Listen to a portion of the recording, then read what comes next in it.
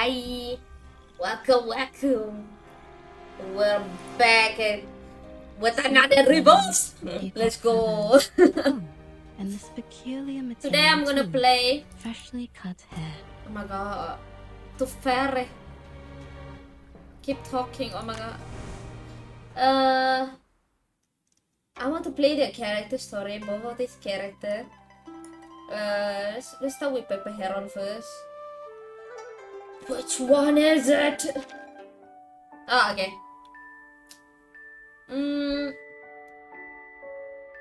Well, what was I about to say just now? I have something to say, but yeah, whatever. I'll probably remember it later. Anyways, hopefully, we have a lot of context about her because I think her character is quite interesting. A dog is awoken. Okay. I hope the donkey is in here, please. I think my friend said that it's gonna be in here. But let's hope that that thing has more screen time than the previous one. Okay. The morning began with a soothing silence, punctuated only by a soft, cool breeze. Okay. Soon after, the first ray of sunlight broke through in full. Okay. Announcing the first gaps of spring. What? A young Taoist rests atop a leafy tree, fettered by the spring breeze and shaded by the leaf, slowly drifting towards sleep. Good morning. Faint voices from below rouse her. She's sleeping on the tree again. She leans in to listen carefully. Master Finch? Master? What time is this? What era is this in? Though drowsy from her rest, she leans closer still, trying to make out what the voices are saying, only to lose her balance and fall into endless darkness. Where are you falling to, my dear? Ooh, so look like a cozy ass place. It's an inn, okay. The sky above is dull, pale grey. The first lunar month has just ended, and despite the melting of the ice and snow, the air feels colder than it should. The innkeeper slowly paces about the courtyard with her hand behind her back, before deciding to rest in an empty chair. Oh my god, she doesn't have any eyes, but okay. Yeah, at first I thought the eyes was closing, but nope, she doesn't have one. We be nice. It's freezing. Why hasn't that boy thrown more wood onto the fire? Where is that loud anyway? BAM! Didn't anyone teach you that there are rules out here? I don't care about your rules. I follow my own principle. Is it too much to ask for a single day where no one draws their weapon in my inn? The innkeeper sighed and slipped away from her barely warm chair, moving deftly around the corridor to hide herself. Someone's fighting again. Madam. Oh, I was wondering where you'd gone off to. Avoiding your work, no doubt. This is hardly my fault. Besides, it's not as though we have any real customer today. Shh. Yeah, but some peace would help, you know. Be quiet, they might hear you. Okay. Alright. I'll just take a quick look to see what's happening. Oh my, that man has a knife in his... No shit, you can hear the clink, bro! What the hell? But the girl he's facing actually looks calm, relaxed even. I wonder who that is. Wait, that peculiar mule of her seems familiar. Clank! The innkeeper pulls the curious waiter back down and glares at him. What are you doing? Are you trying to get the both of us killed? Please don't break my tables and chair. I only bought them this winter. Why must they start a fight just as we're closing for the night? A sudden yawn comes from a forgotten corner. Oh! Closing time already? The young Taoist in red lifts her head from her arms. A crease from her sleeve has left a faint mark on her chest. Okay. On the cheek! Oh my god. She stands up and brushes off her clothes, but looks reluctant to leave. Okay. But I haven't finished my mung bean cake. Mung? Forget about the cakes. You better find somewhere to hide. There's going to be a fight. Should it get out of hand, some innocent bystander might get hurt. And that's the last thing I need on my conscience. Okay. Conscience? Okay. A fight? Where? I don't see any. Oh. God, you didn't hear any? Oh my god. What are you? Why are you sitting back down? Don't worry. Because there's nothing to worry about. That girl knows her limits. She'll be careful. Wait, what? The girl with the mule? What about the angry looking man? The man? Oh, he's certain to lose. So sleepy. This will take a while. Wake me when you close. What? This is no time for a nap. The Taoist gave a casual wave of her hand, her head already resting on the table once more. Hello? I wanna know who that woman is. While the Taoist sleeps soundly, tension runs high near the gate. Girl with a mule! Hello there! Hi! Even if they don't aspire to be a hero, a Taoist should never use their skill to cheat people. Man with an... What is this name? Ha! Who spoke any word of heroes? Okay. Oh my god. I won't let some irritating little bug lecture me. Come on, let's see what you're made of. It takes no strength to know right from wrong. And this is wrong, I cannot walk away from. Okay, big talk, little bug. Let's go. Bruh. Shit! Okay. Ugh. The man pushed back a step into the courtyard. Nearly topples before steadying himself. Buck's waiting, come on. Oh my god, I love this girl. From his hiding spot, the waiter slapped a nearby wall and in realization. I remember her. She was involved in that trouble at the pawn shop last month. Apparently, the pawnbroker Wang was pressuring a customer to sell their family heirloom. The girl happened to pass by, so she intervened to try and reason with him. After exchanging only a few words, it escalated into a full-blown fight. Well, these people sure love to scam, huh? Oh, that girl! She showed up just before the Dusho festival, if I'm not mistaken. I heard she was looking for the what was it again? Chiplo? Okay. Oh my god. Whether she found it or not, she's certainly causing a world of trouble. Neither pawnbroker Wang, talisman seller Li, nor the head of the armed escort, Mr. Zhao, could stand against her. Okay. Clearly there's a lot of... I'm with the girl here, I'm with the girl. Okay. The waiter counts out the name on his finger, while the innkeeper shakes her head disapprovingly.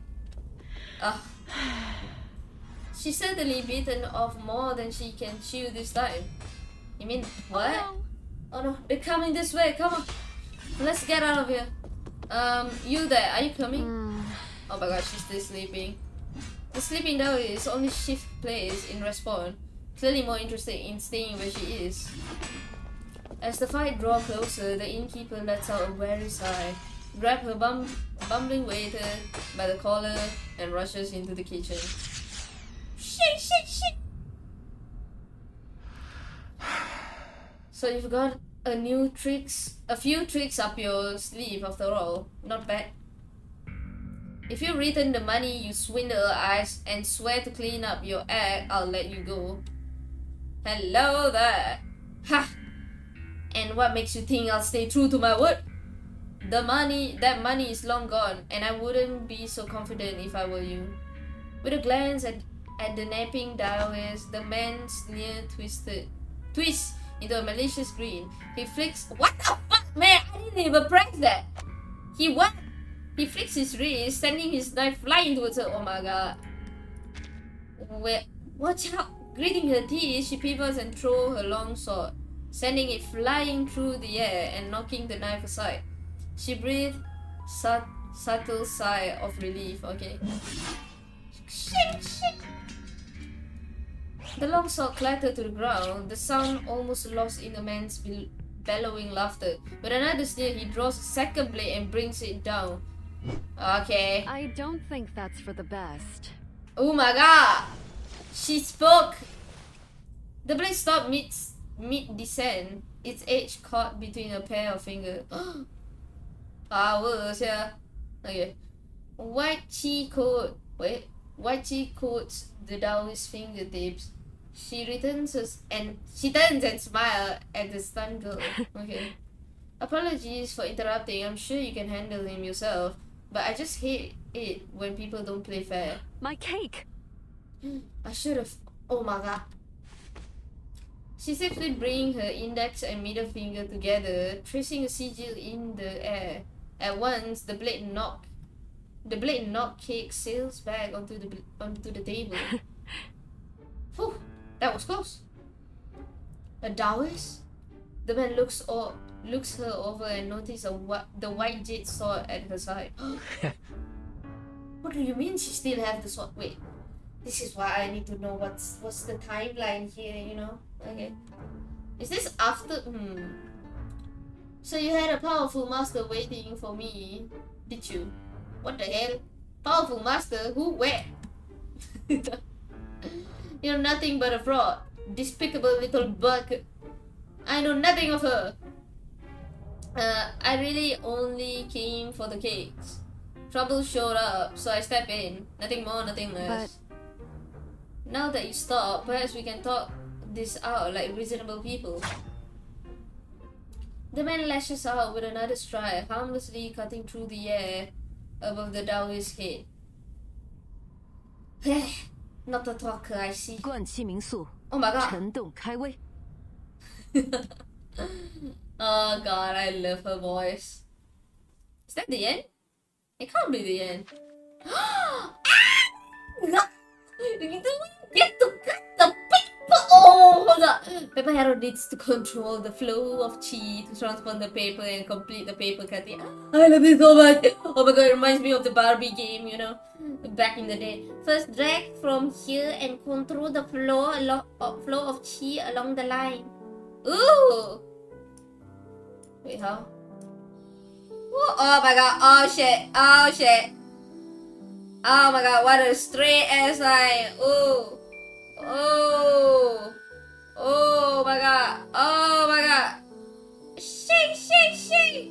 Let's go. Oh my god. I have the chi with me, man. I have the chi. Oh. Oh my god. Let's go. Isabat. Oh. Bam. See? For the chi. Second tap here and use chi to cut out the details. Do I need to tap here? Oh! I thought I had to draw it. You see my perfect line, man. Perfect. I'm perfection, man. Oh, the eyes. Okay. Ooh, it's so fun. I love it. I need more cut. Okay, a red pepper shallow flutters in the air, spin twice, then comes to rest on the tip of the man's knife. Ooh. Is that all you got? The pepper swallowed teeters on the spot. Swallow? Oh, my mistake. I'm sorry, you haven't done this a while now. Okay. What's wrong? What's happening? The man only stared dumbfounded as the swallow snatches the knife by the hilt and flies off with it towards the gate. Okay. My knife! You too! Fine. You and your master win this round, little bug. But don't let me see you in Chun Town again. Not to worry. That's what I call up. Okay, a coward. What a coincidence. I was planning on moving on anyway. He's gone. I wonder if he hurt me. Nah, that bitch doesn't hurt anything. The Taoist sit back with a yawn and a lazy shake of her head, her eyes turning to the girl's mule. Ooh, your mule. Perhaps you'd like to tie it up. Why? Oh, clean mind. Gathering herself, the girl affectionately pets the mule's ear and ties it. You tie the mule's ear? Wait, what? Ties it to a pillar by the neck, right? That was rather hairy. Thank you for dealing with that brute. My name is Pete. Oh! By the way, would my rescuer be so kind as to give me hers? Think Shut up, nothing of it. Kaito! You're very welcome, Pete. They call me Pepper Heron. Lady Pepper Heron? But just Heron will do. Alright, Heron. Heron. Ooh. So sorry to have disturbed your rest. Please allow me to repay you with a meal. Oh, there's no need for that. I still have my cake to work through. Oh yeah, I still remember she doesn't have a taste bud here. She barely tastes anything. It would be remiss of me not to drop that right this instant. The fact a sheet of snow slide down from the inn's eaves. What? Pepper Heron turns her gaze towards Pip's outburst. The mule, somehow freed, eyes her slowly, then, with a deft flick of his tongue, it swiped the last kick! No! No! Oh, of course this is before the event story, because I'm guessing Pepper Heron will get these. I wonder if that Pip is gonna die. Okay, I feel like that Pip is gonna die. I have a feeling the longevity ain't going for her.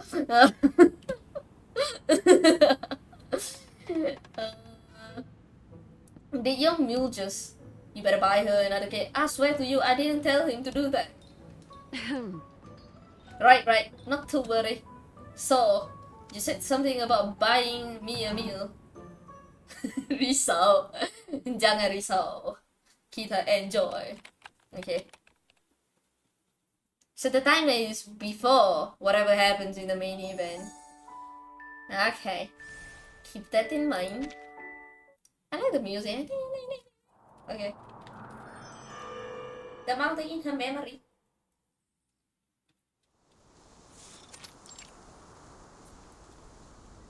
Ooh! Heron. Oh my god, who's whispering here? Finch. I thought you were due to be back tomorrow. Hello there, Finch! Oh my god. I thought it was a guy. But damn.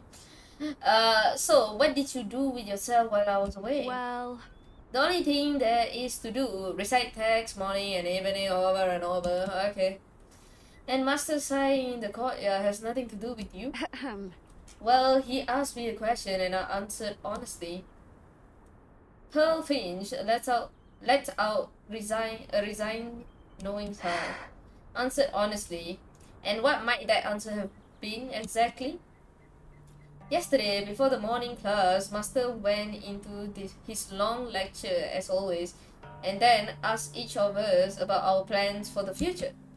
Brother Liang, aspirations are the same as always. He dreams of mastering the art of the blade, wants to carry the White Horse School's name far and wide. Oh, they all are so dead. well, You can guess what Master said to that. Our school's sword is not a tool for violence. what do you think, eh? Not a bad. Oh, it's an impression, okay. Not a bad impression, eh? Well, you know how to do it. You are the one who puts that look on his face most often. Okay. Then Brother Sun stepped forward and said, all who practice Taoism ought not to disrupt the natural flow of things, but rather tend to their own minds. The very idea passed down from ancestor Lu. Okay. You know the word. When one's mind is tranquil and free of distraction thoughts, all things between heaven and earth will become one with it. Between, okay. I am not good at this. Anyways, must tranquil attack. Yes. I'm joking. Master got so angry, he did that thing where he paced back and forth with his hand claps behind his back. Oh, what am I to do with you all? Finch.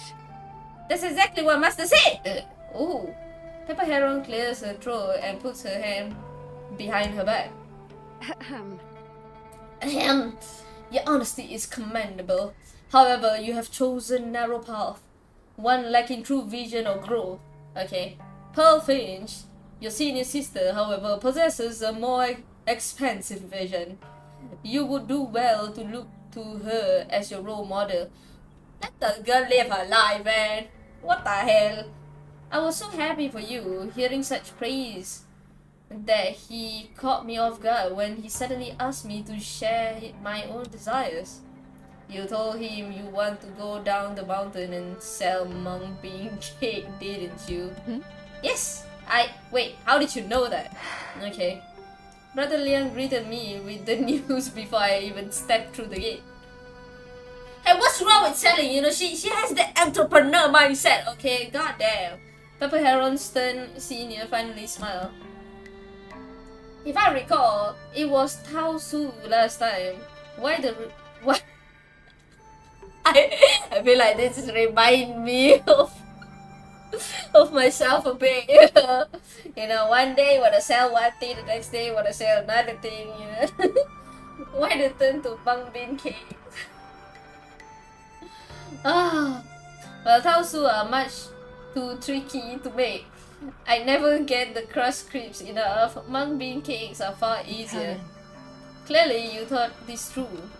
Of course, I have. If spiritual development demands our full focus, then I say daily life does too. Master teaches the way is in everything. Brother Liang seeks it in the sword, Brother Sun in the mind. As for me, I look for it in my cakes. Perhaps we'll each find our way. No wonder Master is upset. Now, what's wrong with that mindset, man? I kinda like it. I kinda vibe with it, you know. One fights, one studies, and one dreams of running a cake shop. The White Horse School has soldiers, scholars, and even wanderers, yet none will answer its true calling. None will take up the duty of subduing Lanzu. Cakes, yes. That's not true. We still have you. Me. That's right. We all know Master favors you.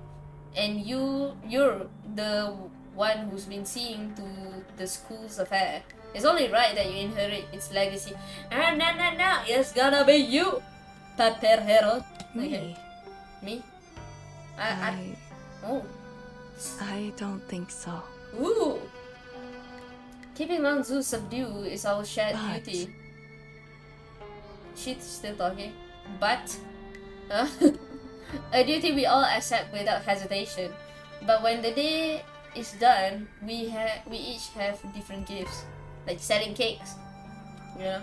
She shakes her head and smiles, her shoulder dropping as she decides not to finish her thought. Never mind. Oh, so I brought some fresh tao soon from town. I'm not certain they'll be to your liking, but Pepper Heron's hand darts out, retrieving a tao soon with masterful precision. She takes a bite, and her expression melts with satisfaction. Heavens above! This is the taste. Why do mine never taste like this? Well, this confirms things for me. The way does not lie in tao soon. It is only in mung bean cakes that I shall discover my path. Perhaps wait until you try some tomorrow before declaring your life's new mission. Finch. Tomorrow? What's so important about wait? Do you plan to take me down the mountains? Not for fun. Oh my god, hello there! We got some business to attend down there. In the future. She's so cute! And only if you promise me one thing. If Master asks you what you desire, please stop telling him you want to sell pepper cuttings or snack. You know, that's a solid business there, okay? Oh my god, shit. She agreed, I think. He has high hopes for you. It hurts him to hear you say it. You know, just because a student doesn't agree with your way doesn't mean it's bad. It's a bad thing, you know. A little of hot oil splatters over the tofu, releasing the sharp aroma of spring onion and chili that hits the customers immediately. Oh, we're back. Ah, achoo, achoo! This tofu is supposed to have this white fuzz. Don't worry, miss. This is a Huanzhou specialty hairy tofu? I have to Google how it looks, man. A hairy tofu? Hairy tofu?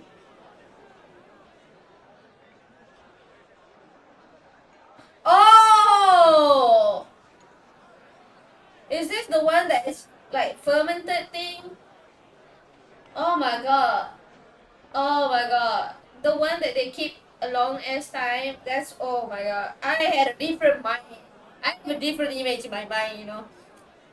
Mole tofu. Yeah. The mole tofu. I like to see like those videos where they prepare it. You know, it's so therapeutic. Anyways. You won't find it anywhere else, okay? Sure. Oh wow, it tastes incredible. Heron, you must try. Try some. Achoo! Not that. I thought, you know, like the rambutan. I thought those kind of things. You know, imagine rambutan but exchange it with a tofu. But maintain the hair, yeah. Anyways, it's alright. Not too different from the tofu I had before. You don't like it? Let's get you something else. That's all right. Don't you fret. I'm just being picky, yeah. No. I promise you a good meal. So, a good meal you get, excuse me. May I have... But... You want more? But you've already ordered 8 dishes. all right. Oh, hey. Would you look at that? What the... Okay, I should stop. Pip glances at the food table and hesitates. Oh, they didn't even finish the food yet? It seems none of these dishes were to your liking, you know. She likes sweet stuff and she can't taste shit, man. Give yourself a break. Will you still help me? Pepper Heron can't help but laugh. You've been generous to me, despite my picky habits. It would be wrong of me not to. You mentioned something about Lanzhou, correct? Okay. I think... We're both Taoists, so you must know the story. The one about the Huangzhou immortal who sealed the beast away. well... Yes, I know it. And you want my help dealing with this beast? That won't be an easy task. Pip is startled by her directness.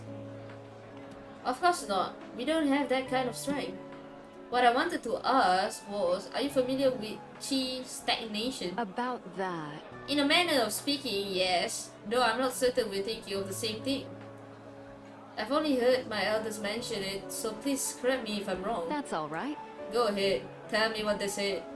The beast was subdued by its influence on Huanzhou. Remains, okay, causing some place to suffer from a stagnation in the flow of Qi. I was told the danger varies. Sometimes it's little more than a tremor. Sometimes it causes mountain to crumble or river to change its course. Damn, girl!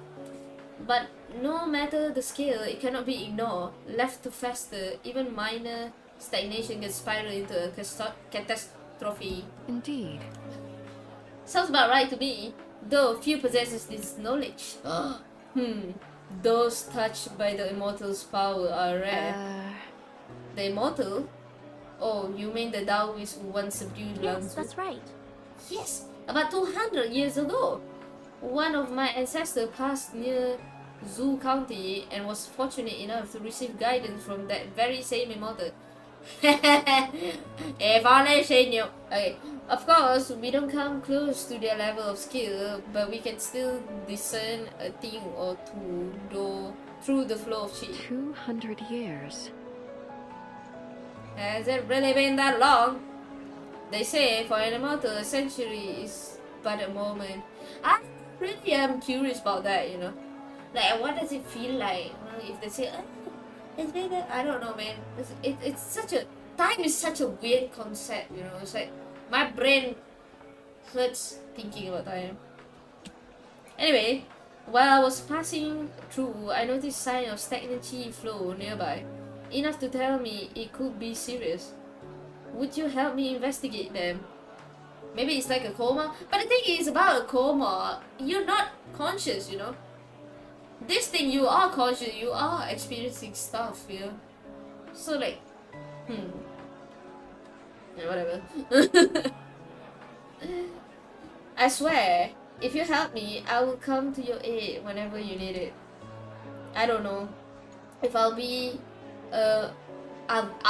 of much use to someone like you, but I'll do whatever I can. Sure. Tunnel vision. What do you mean? What do you mean by that? Alright. mean to say... What? You've agreed? Just like that? Pepper Heron drums a finger on the table. That's right. Well, you know what they say, destiny brings people together. And it seems, in our own ways, we're both bound to that immortal. A rarer touch of destiny than most encounter in their life. Wouldn't you say? Oh my god.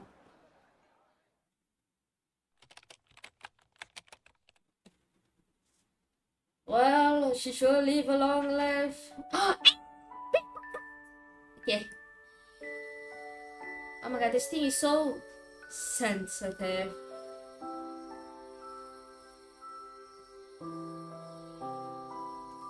Cut it nicely. Okay, I'm just gonna ball it. Yeah, boy.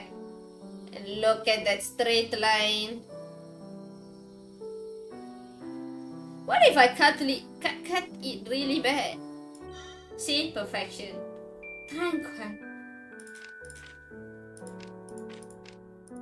Tranquility. Ooh. I feel like I'm playing those mobile games, you know, the cutting game. Oh my god. And the feed in the color. Okay. Come on, unlock the new one. I am impatient. I need to know what happened.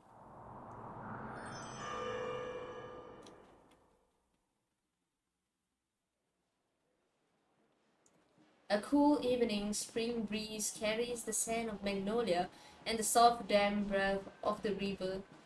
As night falls, the bustling market street winds down. Okay. And a vendor carrying 2 baskets of unsold magnolia flowers slowly walks towards its end. Pepper Heron leans on the windsill, watching. She doesn't blink until the vendor disappears into the distant shadows. What's on your mind? Oh, it's a flashback. I was thinking every time I come down the mountain, there's so much that feels new. Like that play receiving longevity. That was my first time seeing a floating stage on the water. They were so far away I could hardly see the person wielding the sword, but it must have been amazing. The cheers swell like ocean waves, and the lanterns on the boat, they lit up the whole river. Yes. We've come just in time for the Dosho festival. Okay. It's my first time seeing it all too. They weave such beautiful lanterns. The bamboo splints they use are shaped so thin and woven together as finely as thread. Oh, is that process? Oh my god, that's so cool. And when they move, it's like watching carp swimming in a lotus pond. Brother Liang bought one once. Do you remember? But You're right, he did. But I like this lantern more. Though I'm not so sure about all the new food. Tofu with white fuzz, fish with strange flavors. Not to say they're bad, but... And the magnolia salad just now, we also saw at the city gate this morning. Magnolia flowers, yes, you can take some back if you like. well, I would like some, but I'm worried they'll wilt before we make it back up. That quick? That quick? It's better that someone else buys them. They last longer that way. Ooh. Here you are. Your tea. As they're talking, a waiter arrived with their tea and 2 plates of delicate pastry. Ooh. It's the same shop now, I'm joking. This pastry are a delicacy from the Wu region. I hope you enjoy them. You have pastry from Wu? Yes. Yes, indeed. We are the only establishment in all of Wanzhou that sells them. See that ferry out there? Delectable as they are, this pastry don't keep for long. They're best fresh from the boat. Oh, okay. Why not make it yourself? But okay. Were they to be sent to the next town, they lose their flavors before they ever arrive. Wanzhou is all mountains, which makes travel difficult. But there is a ferry just east of our Chun town. Thanks to that, we can use horses and boat to deliver this pastry here while they're still fresh. Wu style.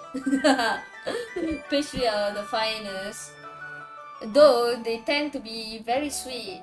I do hope they're to your liking. Much appreciated. Of course, she likes sweet stuff, okay. Thank you. Now I have to try them.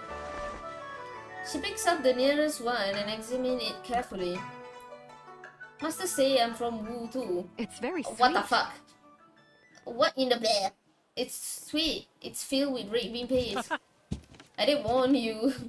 And before you ask, no, there are no refunds. Wow, how convenient, okay? Pearlfin shakes her head with a smile and pushes a cup of clear tea towards Pepper Heron. Drink this, it'll cut the sweetness.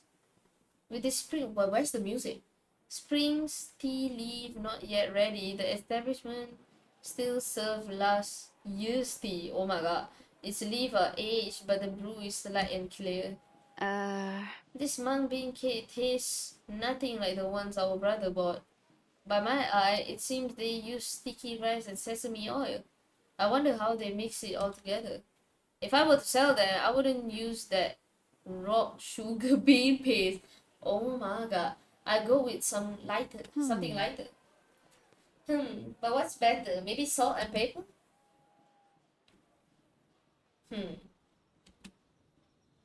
What is happening? Get out of here, you bot! Get out of my chat. Finch. Finch, oh, are you still listening? The wind picks up, bells chime gently under the building eave, and a pair of resting birds flies away. Heron. Startled. Heron, is it truly your desire to go down the mountain and sell cakes? Of course, but I can't just leave. Just like our brother, they don't really want to stay on the mountain either, do they? Brother Liang, I've watched him practice with his sword. He's amazing. He wields his blade like the heroes in the story. The one whose sword can cut water. But I will technically focus on regulating chi, concentration, and visualization.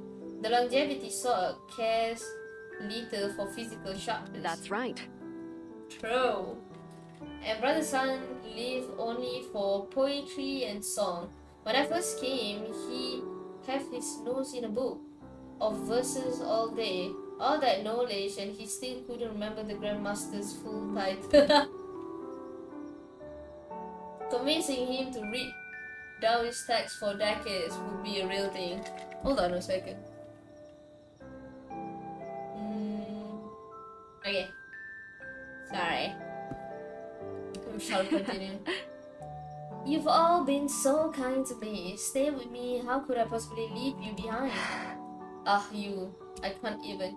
Do you have any idea how many dream of joining the White Horse School to learn the method of longevity? And yet, the three of you act as though it's nothing. But what's the difference? What's the difference between selling cakes and studying the method? There you go again. She lets out a long weary sigh. Of course there's a difference.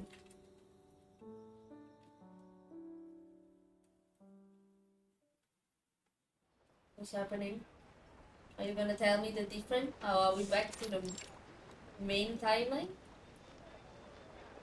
Half melted snow leave the ground slick with mud.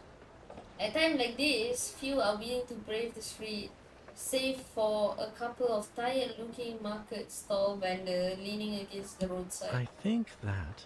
You know, I reckon we should head to the big fair in Zoo County next year. What's the point of staying in Chun Town? I'll think about it. What is there to think about? Look around, the town's empty. The only way to make money here is by depending on travelers or getting into some shady business. And the second is not an option for I us. see. I know, but my family has lived in Chun Town for generations. Living isn't as easy as all that. Not like it's any different for me, but you know what they say. A transplanted tree dies, but a relocated person thrives. What the fuck? What? I'm so confused. You suddenly sound of hoof cuts through their conversation. May I ask? Excuse me, can you tell me how to get to the East Port? Okay. East Port? I can tell from your accent you're not a local. If you're going to the Zoo County Fair, then the port is the wrong direction. That's quite alright. I'm not heading to Zoo County. Okay. Forgive my asking, but why are you going there alone? That place is all but deserted. Not to worry. Oh, I'm not traveling alone. I have a friend with me. She forgot the way, see? So I thought I'd come back to ask for direction. Excuse my friend here, miss. What you do or where you travel is none of our business. Wow. Yeah, I was about to say like, what is it up on all on our business, huh? Yeah, mind you, taking this. Okay. See the python ahead? Go past it. Head straight east, cross the wood to the river, then follow it downstream. Much appreciated. Thank you kindly. She bows and turns to leave, but stops short, remembering something. One more thing. Does the East Port have a ferry? Yes. It did, once upon a time, but it's been empty for a long while. I see. I thought as much. I believe I've traveled on one there before. You must be joking. Even in my grandfather's time, the ferries were deserted. She old as fuck. When could you have possibly traveled on one? A few hundred years ago, bro. God damn it, man. You know, you need to think outside the box, you know.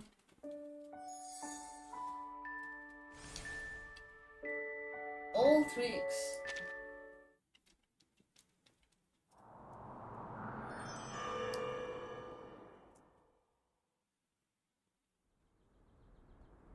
Ooh, is this tree? Forest Chun Town. The melting snow now lies thick, soaking last year's fallen leaf and branches. Pip slogs ahead through the mud, pulling her mule behind her. I thought the path would be easier once it's warm up. We can take a breath here if you like.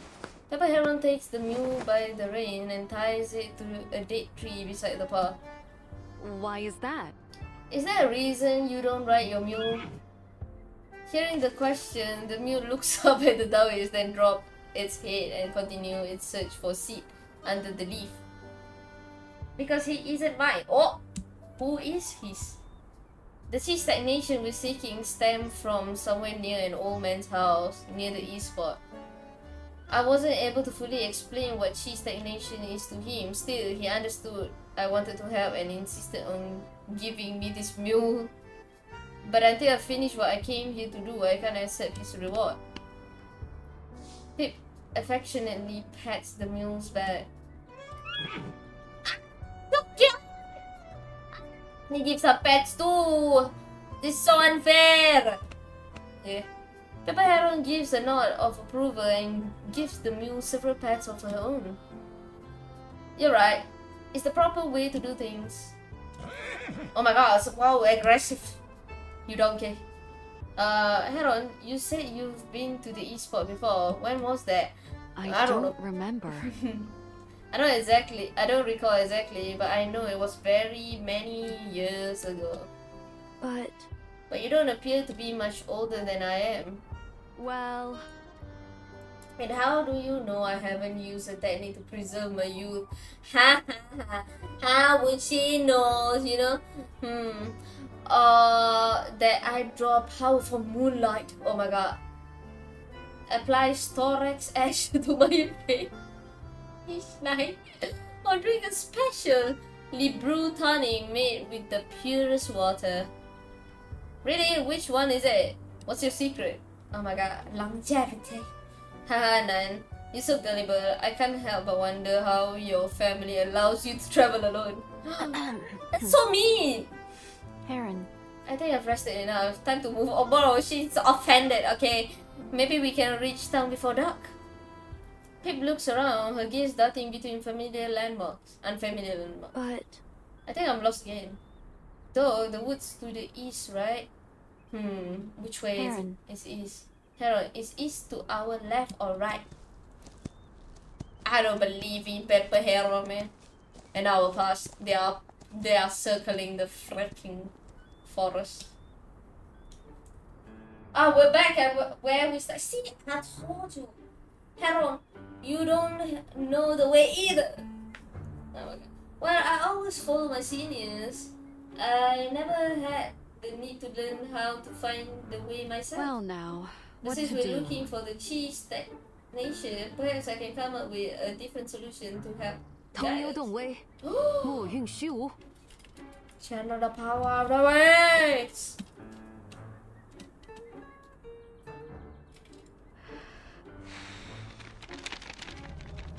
Pepper Heron opens her palm and blows, her breath gently lifting a paper swallow to the breeze.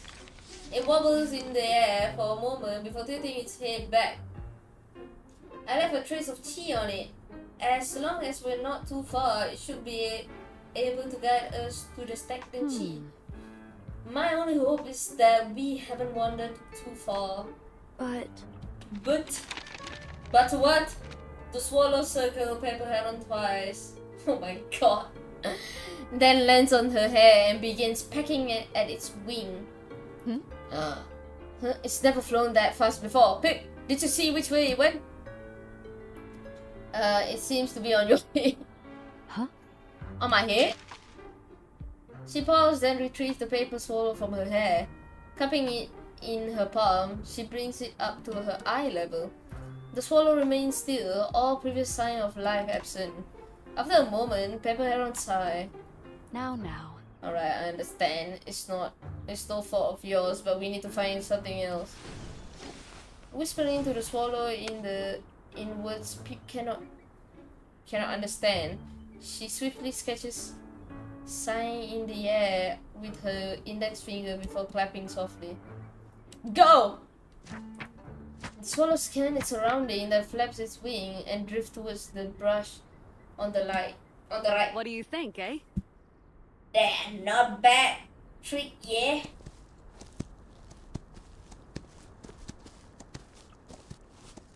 Where I can hear the mule footstep. Mule footstep. Cute mule. This technique of yours, is it similar to what you did to that brute's knife at the inn? That's right. Good eye, it's just a little trick I picked up. I can teach you if you like. Come to think of it, we're so busy finding the way that I failed to ask, why were you fighting that man in the first place? He's a fraud. One that almost fooled me too.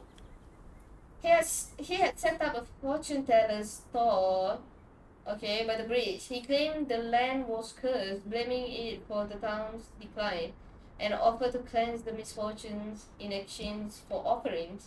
At first I thought for certain, no one can do that, but okay, for certain he'd know more about the chi stagnation, so I wanted to ask for his advice. But after observing him for 2 days, I realized he was a fraud. He had enough skill to convince the villagers, sending dead leaves spinning in the air, making pebbles fall, okay, that sort of things. But when I confronted him, We hardly spoke a few words before he drawn his blade. Wow. I see. I see, but before you fought, did it ever occur to you that you might lose? I wasn't about to stand back and let him swindle those poor people out of their money. Besides, you can only be sure of victory if you fight. You know, that's right, but you know, you can assure your life if you don't fight, okay? And what was your plan if you didn't win? I figured someone like you would step in and put things... How convenient! Okay, put things right. Okay. What if there wasn't anyone? Yeah, I was about to ask that next. Pepper herons move a dead branch out of Pip's paw.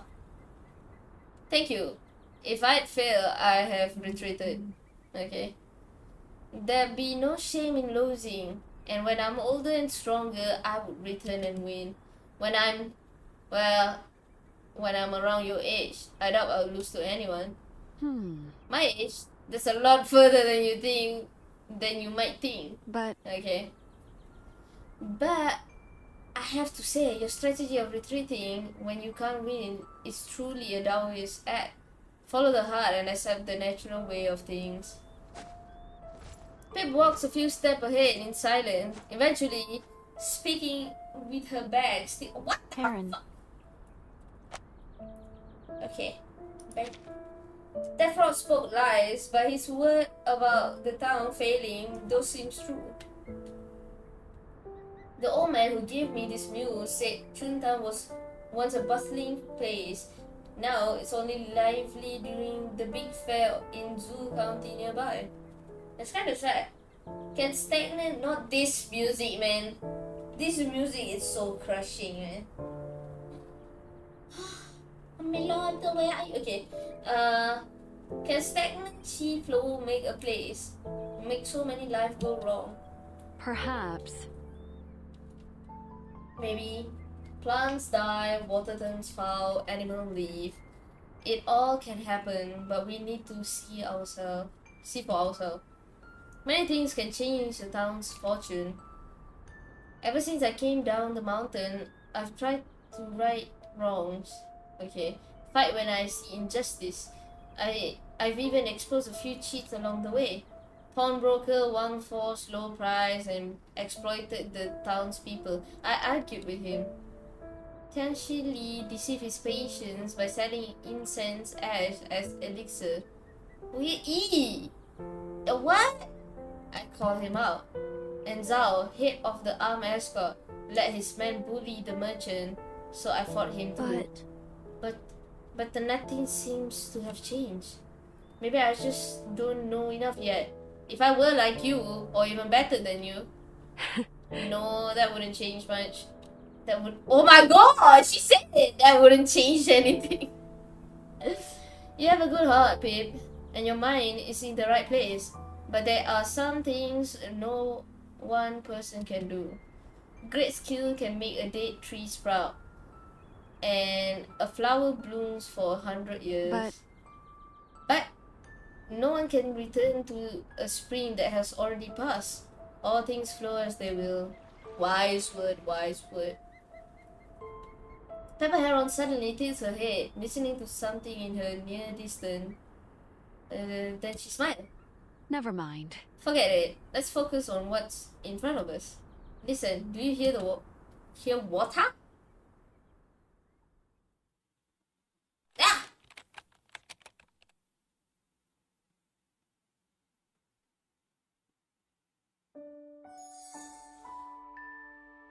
Such a cute music. I hope the story is not depressing.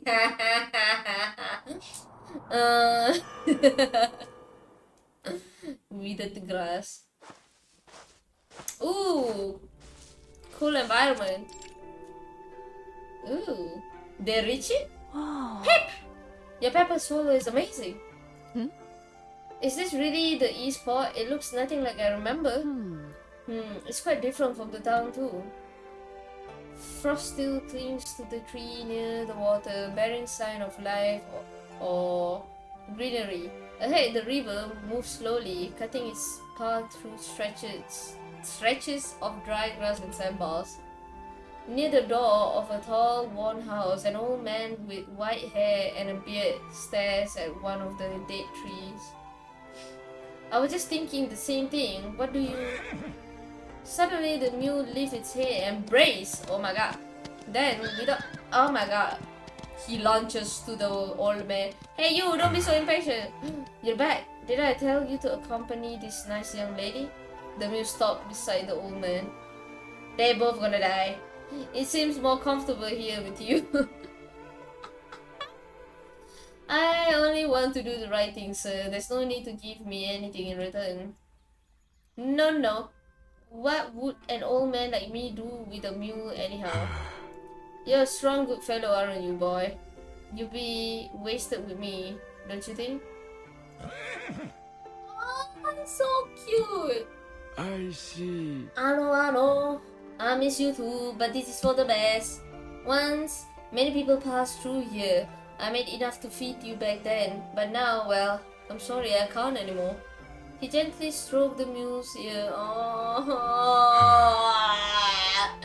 if anything happens to the freaking mule, I am gonna go berserk. Anyways, look at me, going on about a mule. What brings you back so soon? You can rest assured, sir. Help has arrived. This is Paper Heron. I may have lacked the skill to finish what I started, but I'm certain that she will be able to help. Paper Heron smiled as she at the old man and glances thoughtfully at the dead apricot tree nearby. Seems we've come to the right place. Oh, don't trouble yourself. The good days are long gone, and they're not coming back. Madam, I apologize for getting you involved in this nonsense. It's not nonsense. There's a strong wind in the air. If you stay here, please come in. If you're to stay, please come inside to talk. Ah.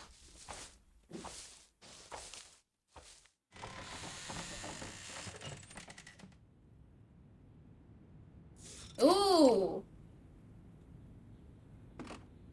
Is this where they will build the School of May? Oh my god, I'm thinking too much into this. It's not much, but you're welcome here. Allow me to make you some tea. Bright light streamed through the window, making the time-worn carving difficult to see. Inside, the furniture is fine but old, lending the room a solemn air. Alright, while he's making tea, let's speak frankly. Frankly? About what exactly? Heron.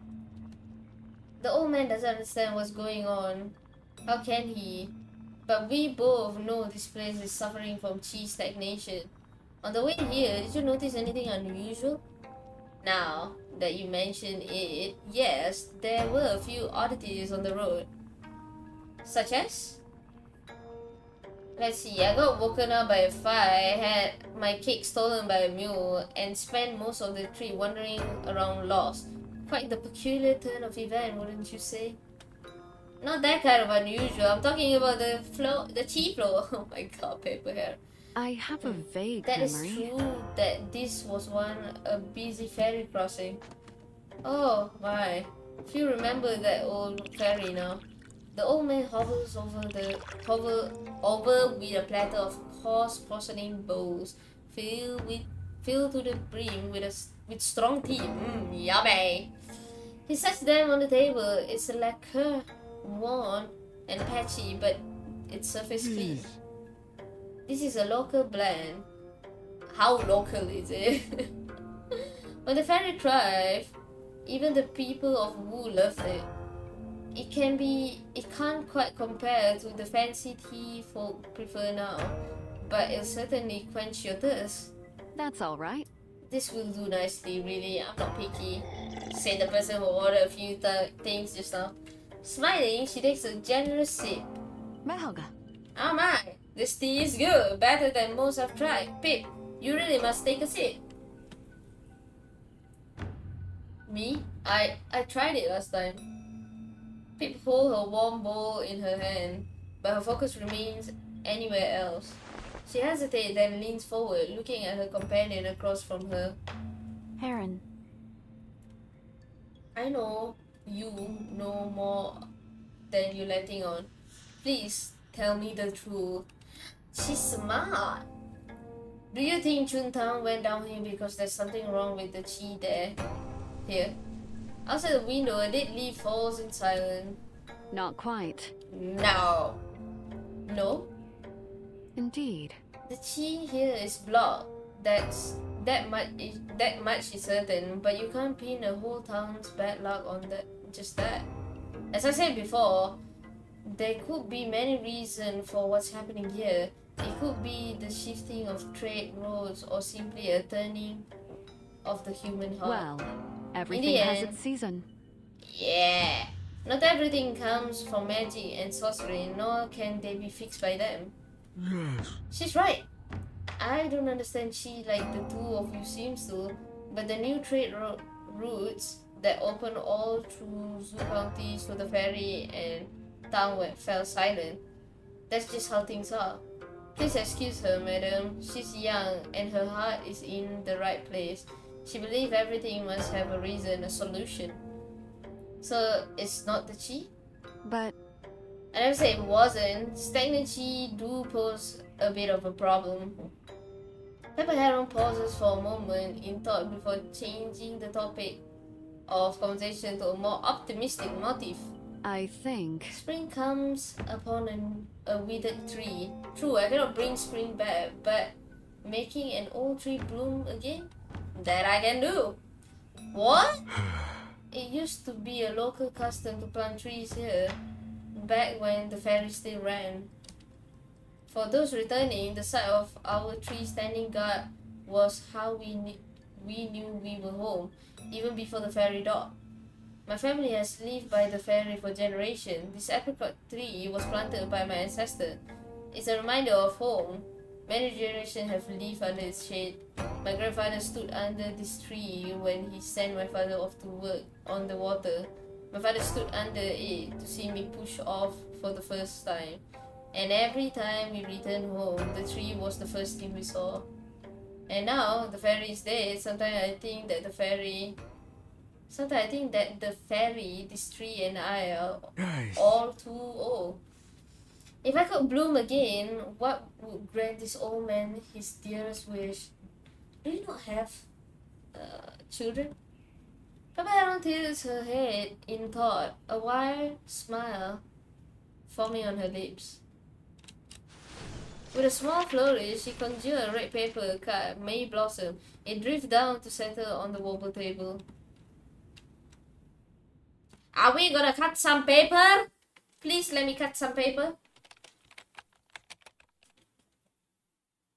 No paper for me.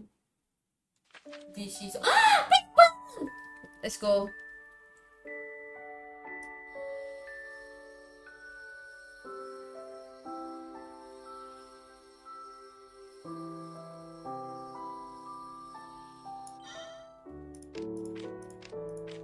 This is so therapeutic, man.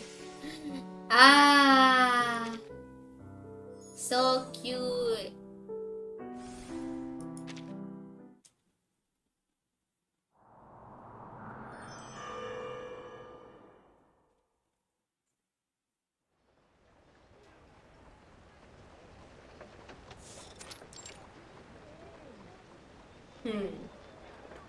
Three, two, one. Good.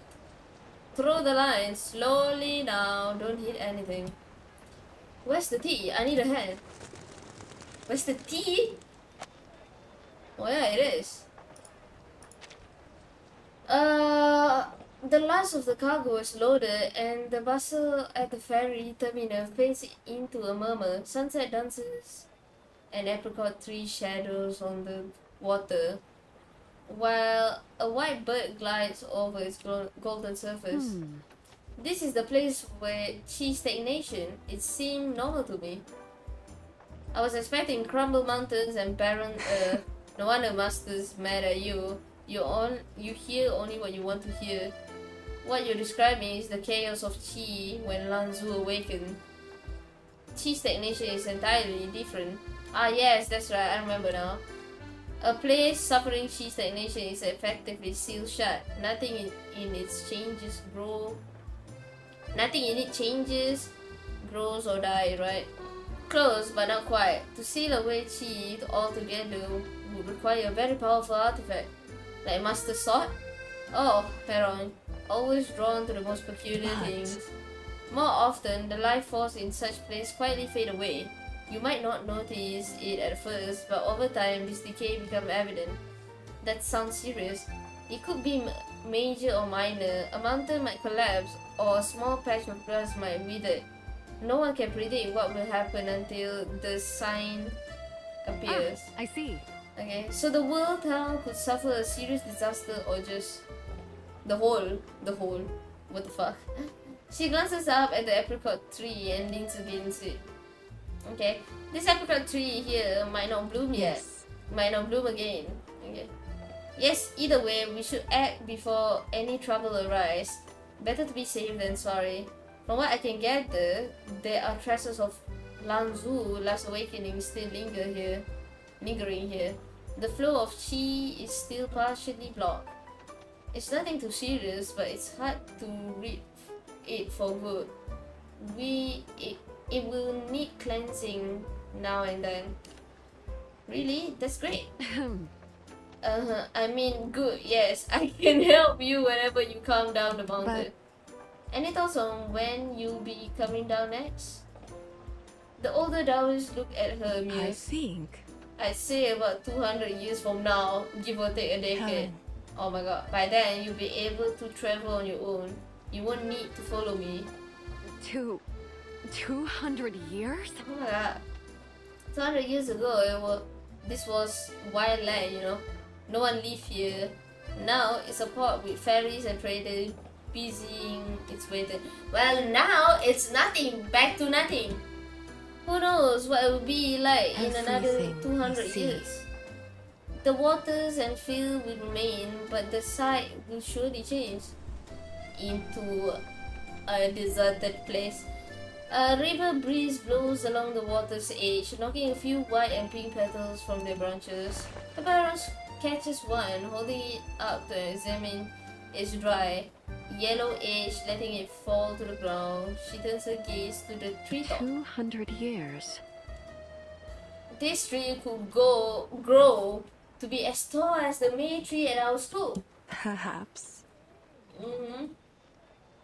If it's lucky, it's no axe cut it down. If no axe cut it down, if no disaster strike, or in 200 years, it could be forgotten. That's what happened.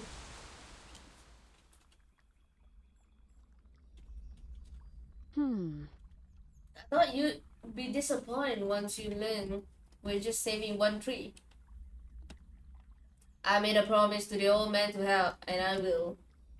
Besides, saving a tree is a good thing. But where do we start? The girl stared up at the long barren tree, unsure of how to proceed. I did some investigation of my own. Clearing the chi won't be the only difficulty. There's also an enchantment placed here by an immortal. I think this immortal saw the problem and placed the enchantment to clear the chi.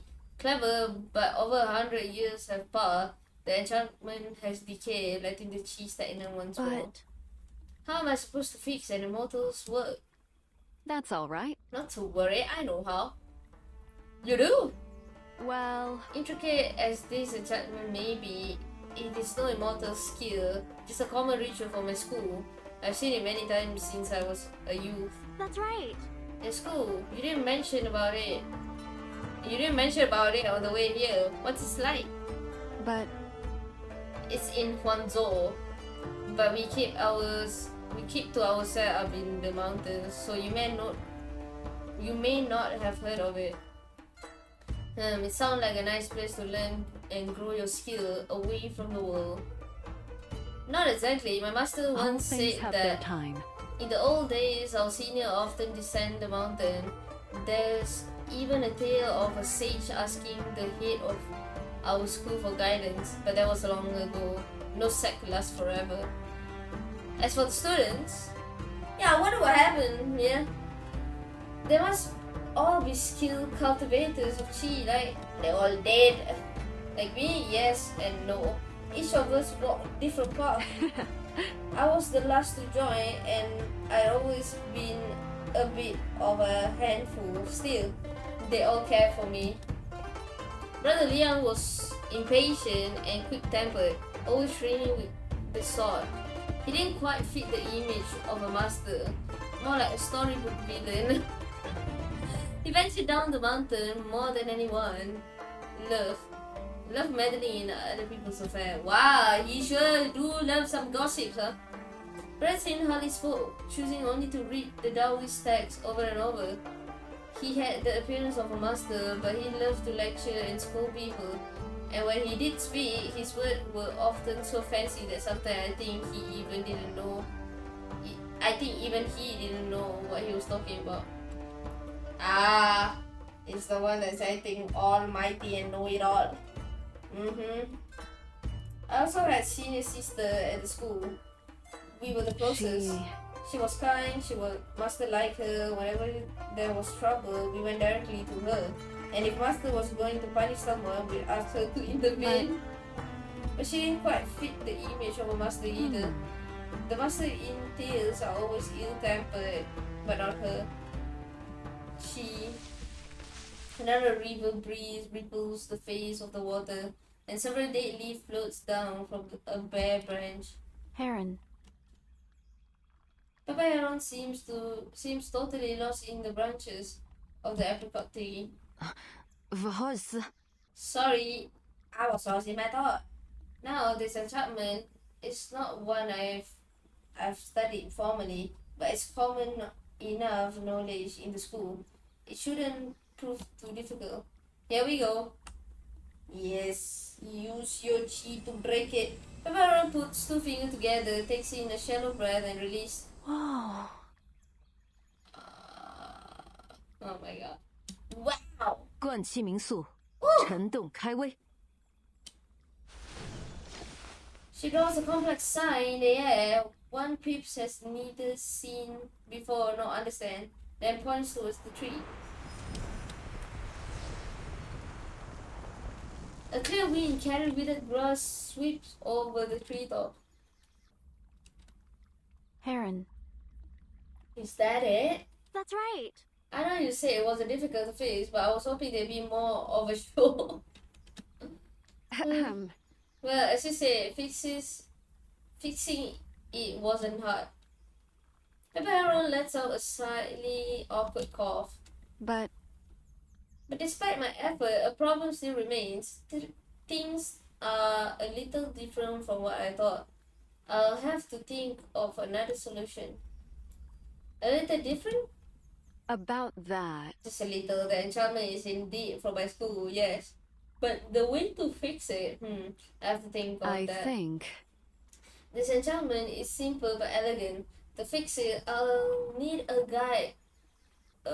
I need to guide the chi using the same method employed when it was first cast. But the enchantment is feeble. I use too much power. If I use too much power, I'll destroy it. One more move and it's gone. I need to be very careful. Wait a moment. What is she doing? Pepara pauses mid-cast. She moves closer to the tree and taps its trunk hesitantly. Why is that sad music? This enchantment feels familiar. It feels like my senior sister's work. That's great. Then it should be easier to solve, right? I'm not sure. Pip looks at Pepper Heron confused, but she doesn't look back. Instead, her gaze is fixed on seemingly benign tree trunk, lost in deep thought. I think.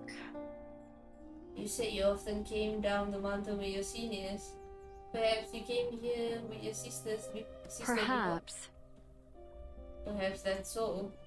From what you say, it sounds like you were close. Yeah. Indeed. Yes, we were. Well, since you know the caster so well, you must be familiar with her habits and style. I don't remember. Oh no. I have little memory of what happened back then. Oh, I see. Pip taps her chin with her forefinger, thinking as she circled twice around the tree. Heron, Oh, I have another idea. The ritual is your senior sister, so the key is to mimic her style. Wouldn't the easiest way be to ask her? She did! How is she gonna ask her if she did? At first, I was stuck, so I came to you. But now, you're unsure too. The only route left to follow is to find the original caster. She speaks earnestly, growing more confident with each spoken word. Yes, that's right. Oh my gosh, Pepper Heron is silent. Yes, we'll likely be gone for a while, meaning we'll miss the spring's blossom season. But as long as we resolve this cheese stagnation, we can come back next year. Finding her might be difficult. Oh, how could she be dead if she mastered longevity? I'm so confused. Why? Is she traveling in seclusion? It doesn't matter. You're from the same school. You must have a way to reach her underground. A way to reach her. If it is possible, but I never learned how to summon a spirit. Wait, what? Summon a spirit? You mean to say... She is no longer with us. Yup, you finally had that click. She did. So I was right, she did. Pepper Hero reaction is so numb. She's so numb.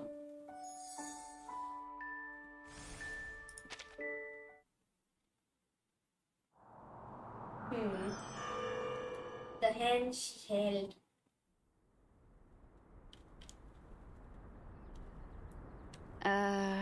Is that it? Pepper Heron's senior sister sheathed her sword with practice Heron. ease. Stop staring, it's not a difficult spell. But the way you wove the enchantment was impressive. Can you teach me? You haven't been with us long enough to understand our school's core teaching. Even if you learn the forms, they'd be little more than empty poses, and you'd be unable to cleanse the chi. I think. With your natural talent, in 10 years or so, you have built a solid enough foundation that weaving disenchantment will come easily. But what if I need to use it before then? If such a need arises, come find me, another senior student, or even Master himself. And if I'm out alone and can't reach anyone? Pearl Finch shakes her head and chuckles. You're just asking questions, did I say? Give it a try. Aren't you? With so many new things to explore, one would think you'd be content enough as it is. Have patience, sister. 10 years is a short time. Follow Master's teaching, and I promise you, your time will come. 10 years is a short time? That's over 3,000 morning. Oh my god. And evening classes. Over 3,000 recital of the scripture of the Big Deep. You're still young. Heron, so young, so impatient. 10 years may feel long, but someday you look back and see it all just as a moment. Later, sure, but later isn't here yet. Right now is forever away. Heron, Master in the hasn't. future. Oh. Master hasn't told you yet, but he intends to pass the 2 longevity sword to you. What? Longevity. Do you know what longevity means? Truly means? Our school's practice already extend our life to be longer than most. And you, with your natural talent and a mind so ready to grasp our core teachings, are a rarity. You have more time than any of us. She sounded so sad. You must trust me when I say your forever will be longer than any of us. Only mine? But what about the rest of you? The curse of being an immortal.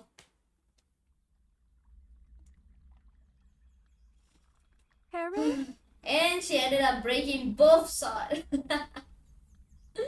Heron, are you alright? It's my fault. I should have suggested. Under the apricot tree, Heron opens her eyes.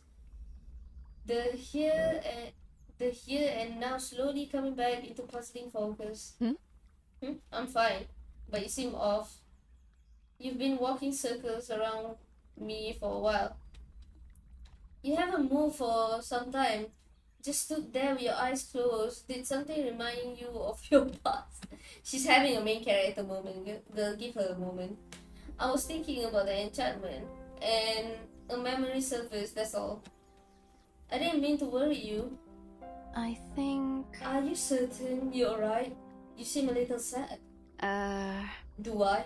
I was just trying to think of a way to solve our problem here. I wanted to remember something from back then that could help us. But relying on my memory is, well, unreliable at best. Indeed. But you're right. Things here remind me of forever ago. Well, now, I what should to think do? about what kind of person Finch. No, I don't think that will help. I should focus on how she said the enchantment back then. Heron places her palm on the dry trunk and closes. She's touching. Oh my god, I remember something about trees.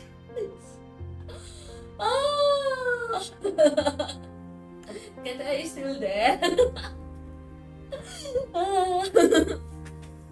Anyways, she places her palm on the dry tree trunk and closes her eyes once more.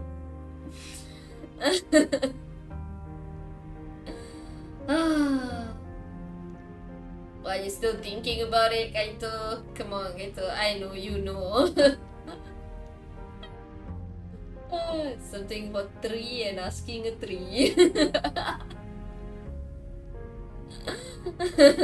Some things in this world follow the great cycle of the way. Like the turning of the season, the gift of nature, the rise and fall of a town. Why is that twist? Aduh, bagang lah. Other things hold the vastness of the world within their minute form. Minute? Minute. Like the color of apricot flowers, a spring breeze, and a simple spell cast by a hand gesture. Like holding a familiar hand. She's thinking. I found her. A sad gasp escaped Heron's lips as she reaches within herself to hold that hand. She always wielded arcane techniques with more precision than others. Her natural talent was nothing special. She had to rely on arcane techniques. She left space for future adjustment to the chi. I can feel it, hidden in plain sight. She was the most reliable one, so she was entrusted with managing the school's affair. She was also skilled in sensing the flow of chi, a peer of the most observant, most caring kind. Oh, she looks sad. Finch, I want to remember more about you. Oh,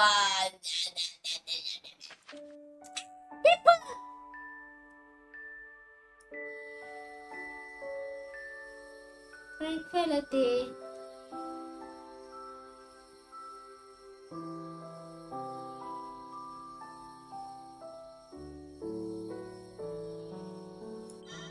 Amazing. Ooh! Is that how you cut it? I should have paid more attention. Maybe I can do these cuts, you know? Now, speaking of paper cut, recently someone, I don't know how to say it, someone teach, like he was like presenting about like this paper cuts that I think during Chinese New Year they do like a bunch of paper cut as a decor, and he showed me like a few ways to cut it and it looks so damn cool. But of course the thing that he showed is like really basic stuff, you know. Yeah, cool stuff. They even have like, you know, the one that I'm most like what do you call it? Familiar with is the circle one with the flower and like different cuts of it, right? But then the one that he showed is like a long ass rectangle paper that's been cut. Now I'm curious, how do you cut that? Okay, how? How do you get those shapes? Because like the detail on that thing is a lot. So amazing. Anyways, Pip stares at a patch of dead grass by her feet, lost in thought. The mule approaches and nibbles at the roots. She strokes its ear, her mind elsewhere. You also thinks you also think she seems. What the fuck am I reading? You also think she seems sad, don't you? Oh, she's talking to the mule. Okay, I thought she was talking to Pepper Heron.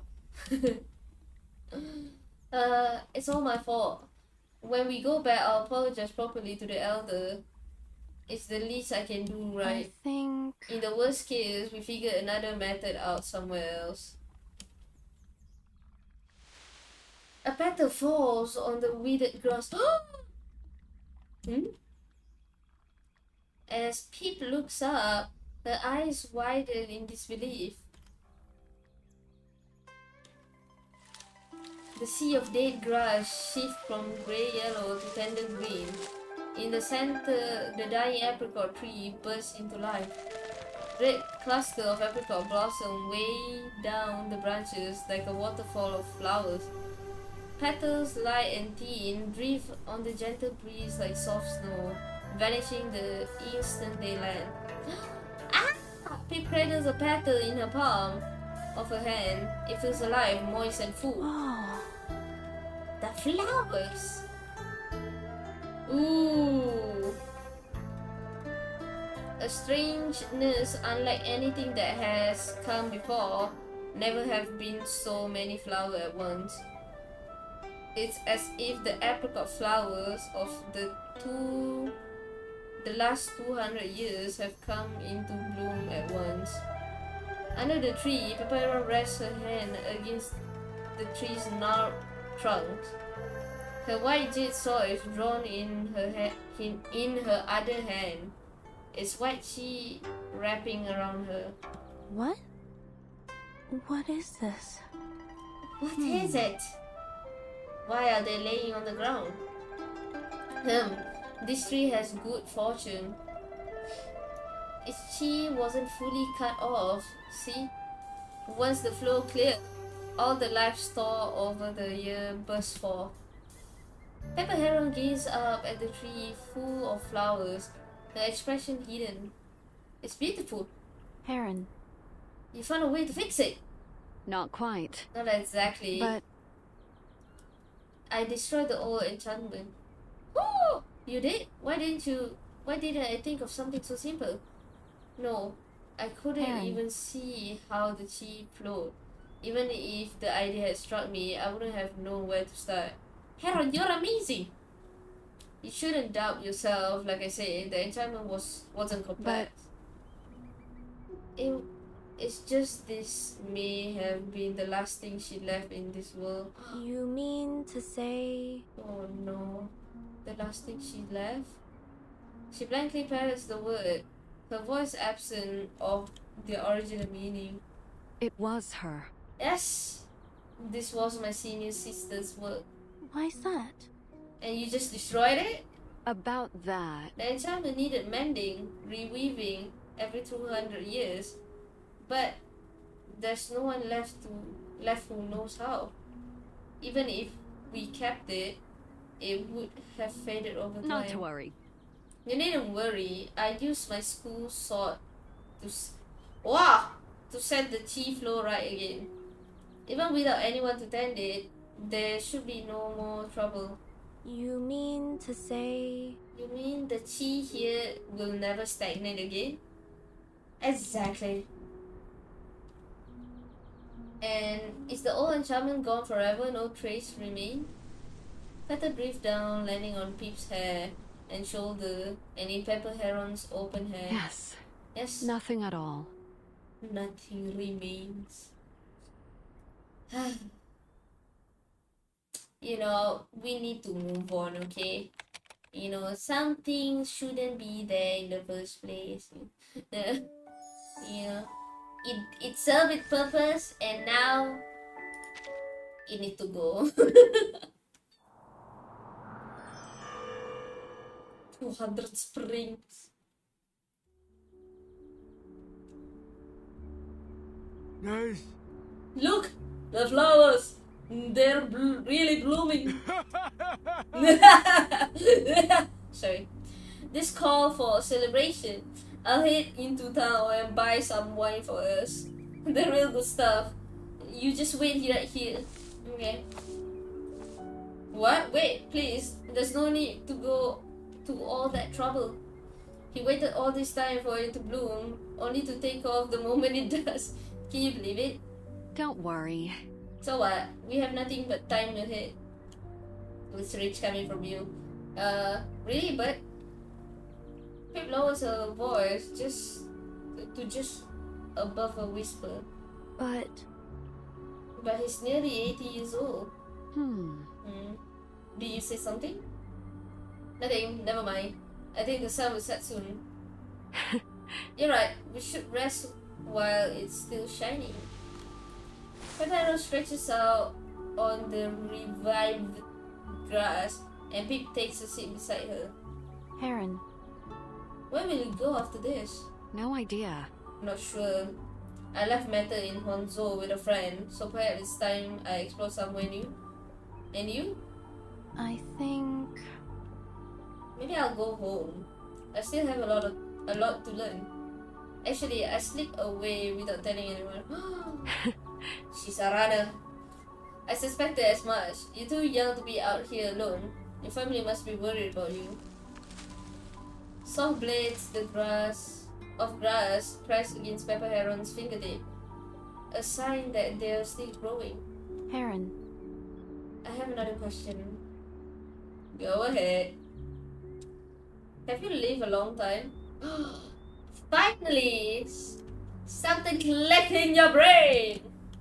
The thing you mentioned on the way here, the East Port being busy ones, they're all from the past. And the story of the immortal in Huangzhou dates back nearly 200 years. sorry.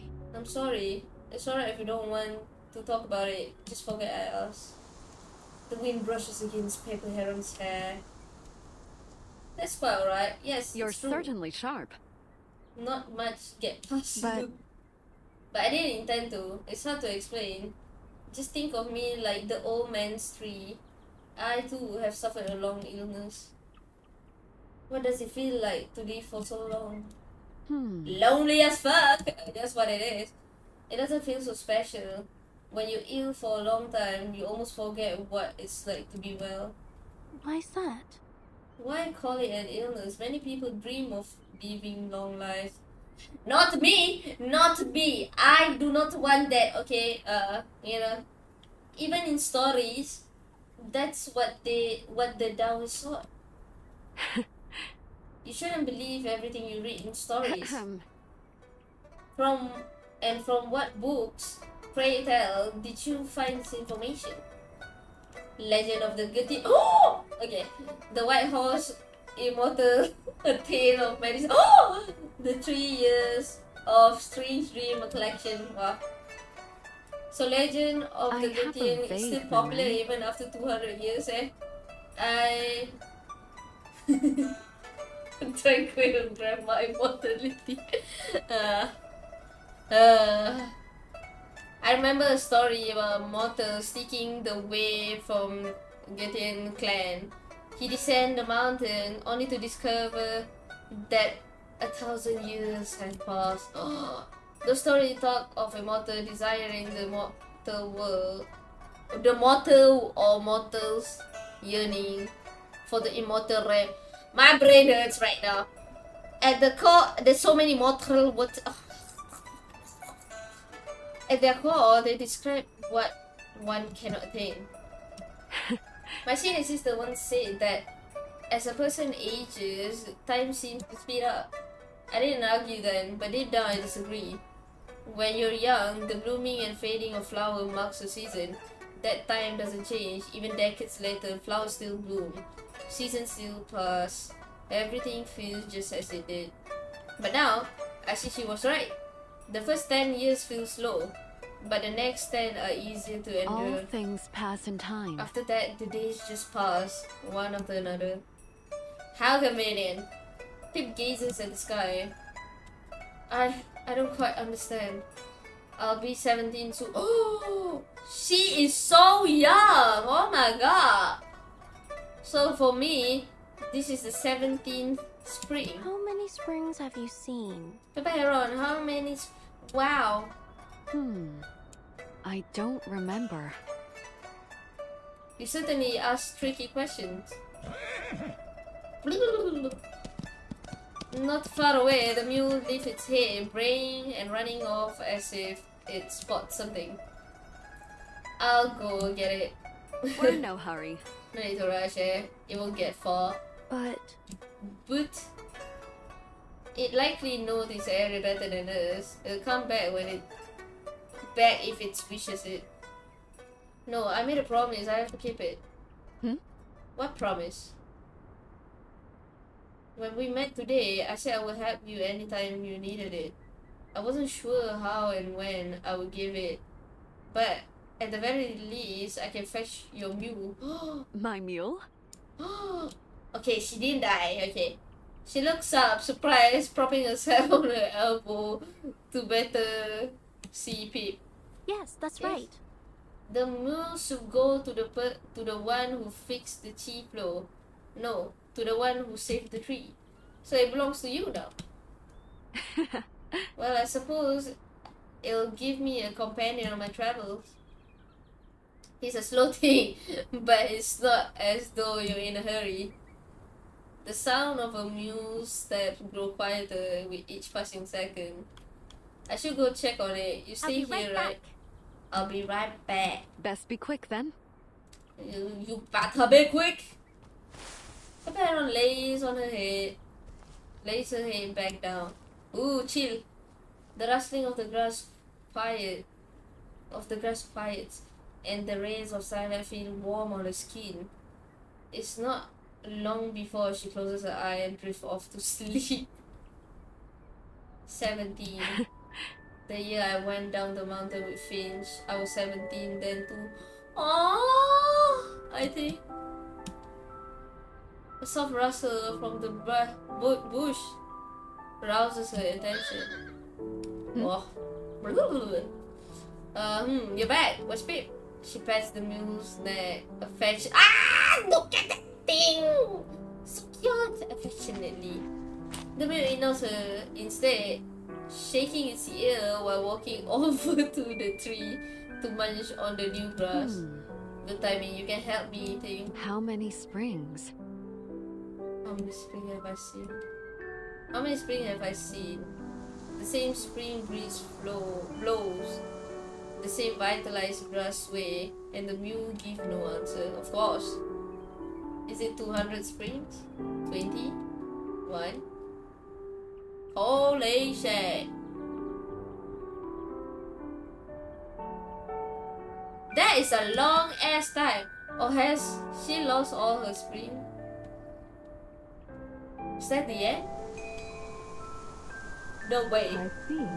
Master, I thought long and hard on the matter yesterday. Please don't be too harsh with her. We will all leave one day, and when she does, she will walk a long, lonely road. Ah! Don't do this to me! Don't make her loneliness any heavier to bear. Oh my god.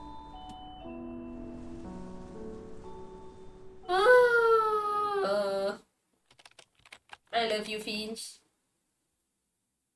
We love Finch. Well, that was a bittersweet story. I think it was quite sweet, you know. I expected no less. Though I expected the kid to die, you know, I was honestly I was expecting it to be more depressing. Cause like she did live a long ass time. You know, it's a lonely. Ooh, that thing move along with it. Also, why is there no paper cut at the last chapter? This is such a, you know, are we being robbed here? I need more paper cuts. No, that. Just wholesome. Yeah, this thing. I was hoping for something. I guess in Cheng Heguang's story, you are the paper. Oh my god.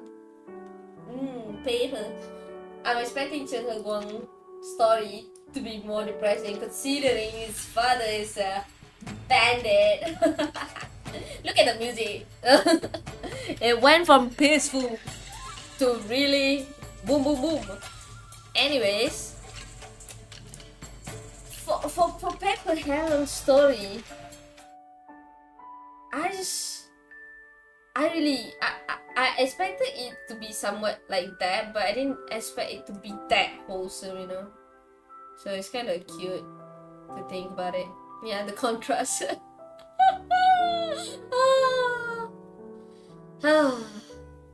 Nice thing, nice. It's a nice story in my opinion. Just chill. Her backstory also is not even. I mean, it's kind of sad, but it's not that sad. It's just like a sweet, sad feeling. Anyways, I'm gonna play Cheng Heguang's story now. Boom, boom, boom. Hello there, sir. The teach. What a first name. Well, this is where I live. Yep, you don't want to get your ass spoiled. Bye bye. Bye bye, Gato. The tall sky pressed down on the black tiles. Black tile pressed down on the white tiles. The white walls, sorry. At the foot of the wall, these walls, is a courtyard. Enjoy the black alg.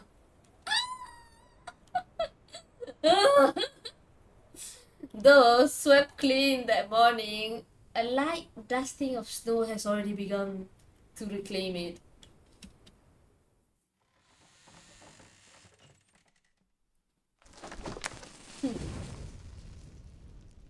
If there's room again. Cheng Heguang carries firewood into the house and light the stove. Copying documents at the Yamen still earns me around 30 wen a day. He takes the ledger and inkstone down from a nearby shelf, dips his brush in ink, and carefully records the day's income and expenses. One best sold for 7 wen. Expenses leave salary 4 wen. 1 gin of salt 5 wen. Medicinal herb 10 wen. Okay. I think it's pronounced wen. I don't know. Someone stepped lightly behind him and drapes a coat over his shoulder. Mama! Oh my god! Hello there, Mama. Back already? My, every winter feels colder than last. You should be in bed. I only went to see Dr. Wu for some Baibu. He said you should be resting. It's fine. Alright. When did you go to him again? Don't you usually go to Jishitang? I wanted a new prescription. I heard he just made a few batch of Dazao pills. Did you get some? We can't afford it. I told you not to go there. In fact, I said we should cut ties with him long ago. Started out with his usual nonsense, did he? Refusing to let you inside, using some illness as an excuse. Cheng pauses for a moment and closes the ledger. Don't worry. It's no matter. I have the medicine. I'll start brewing it now. What did he say? At the doorway, the branches of a May tree shake off a few clumps of snow. Thankfully for him, a sudden knock at the door interrupts the awkward silence. Expecting someone? We haven't had a visitor since your uncle returned to the countryside. Cheng puts the ledger back on the shelf. I'll take a look. This is I feel like this is gonna be depressing. Cheng trudges back through the snow to the courtyard gate and raises the latch. A familiar military officer stands outside. Commander Lee. Li Huifeng. That's bitch! Okay. Heguang. I hope I'm not intruding. Not at all. I just returned from the clinic and was preparing to brew some medicine. How is your mother these days? Consumption is not easy to track. 3. Are you here on official Yamen business? Li Huifeng offers a faint, amiable smile. The Yamen's affair have nothing to do with me. I'm here to offer you an opportunity. Oh. He became the chief.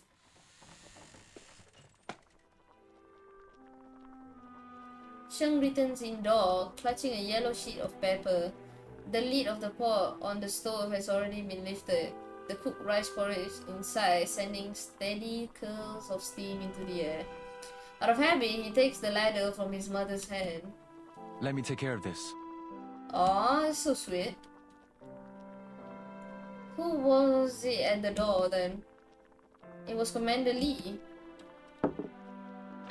Cheng brings the porridge to the wooden table and casually passes the paper to his mother. Mother. Tomorrow, I'll ask if Auntie can come lend her hand for a while. It will be a long journey. A few sparrows flew past the window, chirping as they flutter out of the courtyard. Hehe, I managed to read that before it started to skip on itself.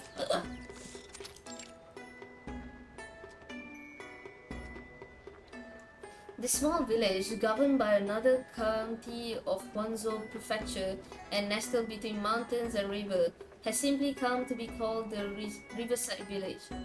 The Riverside Village looks much like Zhu County. At its entrance, Cheng Heguang sees the familiar rise and fall of back tiles once again. Only today, early afternoon, it's not quite as peaceful as usual. My brother's been mauled by a tiger. He's damn near on his deathbed, and you dogs have the gall to stand here pushing us around? A tiger? Is that what? Is this what it is? The literal title slay a tiger? Wow. To the left of the village entrance stands an exceptionally grand courtyard with a memorial python outside bearing the words loyalty, filial piety, integrity, and righteousness. A group of villagers have gathered beneath the python, their faces flushes as they shout at the household guards, blocking their way. Likely the reside of a local gentry. Cheng approached without a word, slipping in among several bystanders. Dr. Zhu was paid with the family's hard-earned silver. She's inside, treating Master Wu. How dare you try to barge in? That's too far. Dr. Zhu is the village physician? Not the Hu family's private attendant. What could be more urgent than a life or death situation? What right do you have to stop us? What are you hiding in there? Tell Dr. Zhu there's a patient out here on the verge of death. I know she'll come out to save him. You'll just have to find another doctor. If you set off now, for the county, you can make it there before nightfall. We already hauled him all the way down the mountain to Dr. Zhu's clinic, only to be told she was here. Just look at him. Does he look as though he'll survive another trip to the county? The injured villager is slumped over his companion's back, his hastily bandaged left arm soaked with blood. That's none of our concern. We had no hand in his— What the fuck is this? If you continue causing a scene outside Master Hu's house, we'll call a bailiff over to have you arrested. What the He's injured, bro. The late villager explode in fury. Go on, call him. You're all in cahoot with one another anyway. Who are you is so afraid of dying? He summoned a doctor every time he nicks his skin. Enough! Watches your mouth, you slanderer.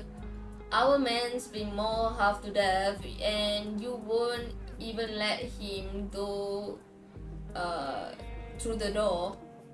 That's too far. They waited until land prices were low and took 2 acres of my land in exchange for just 1 tael of silver. Last year I had a funeral to arrange and was desperate for money. The Hu family loaned it to me but charged 5% interest. Holy shit. The lead villager snatches a bow from his companion's hand and aims it at the household guards. A wave of shock ripples through them. What the hell? The Hu family is out to ruin us all. First they snatch up our fields, then they hound us with debt. They're driving us to death. Fellow villager, tell me, does this sound fair to you? No! The rest of the village shouts, their hooves and clubs raised high. We're done waiting, we're not taking it anymore. One way or another, I'm going through that door. We'll not be pushed around, burn down the gate, we'll force our way in. The household guard draw their sword, raising their shield into a solid wall. Go ahead and try.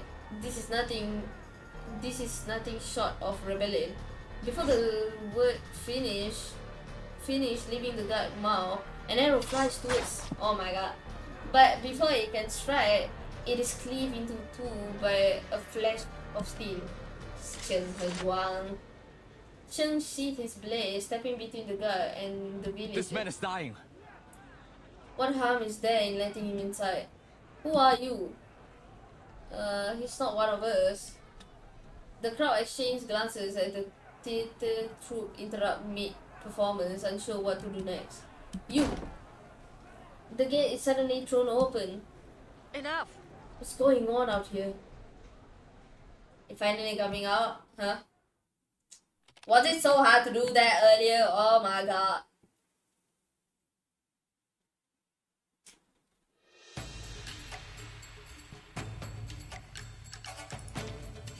The tiger. I need a drink.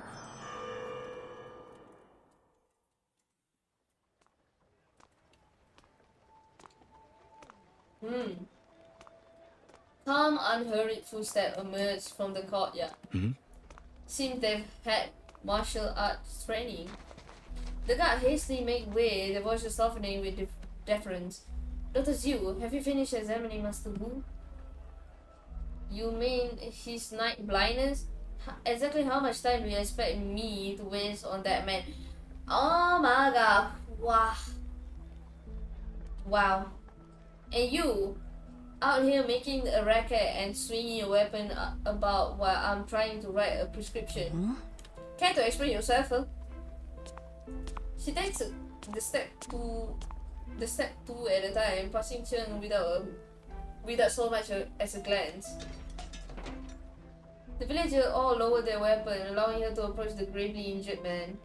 She narrows her eyes and examines him.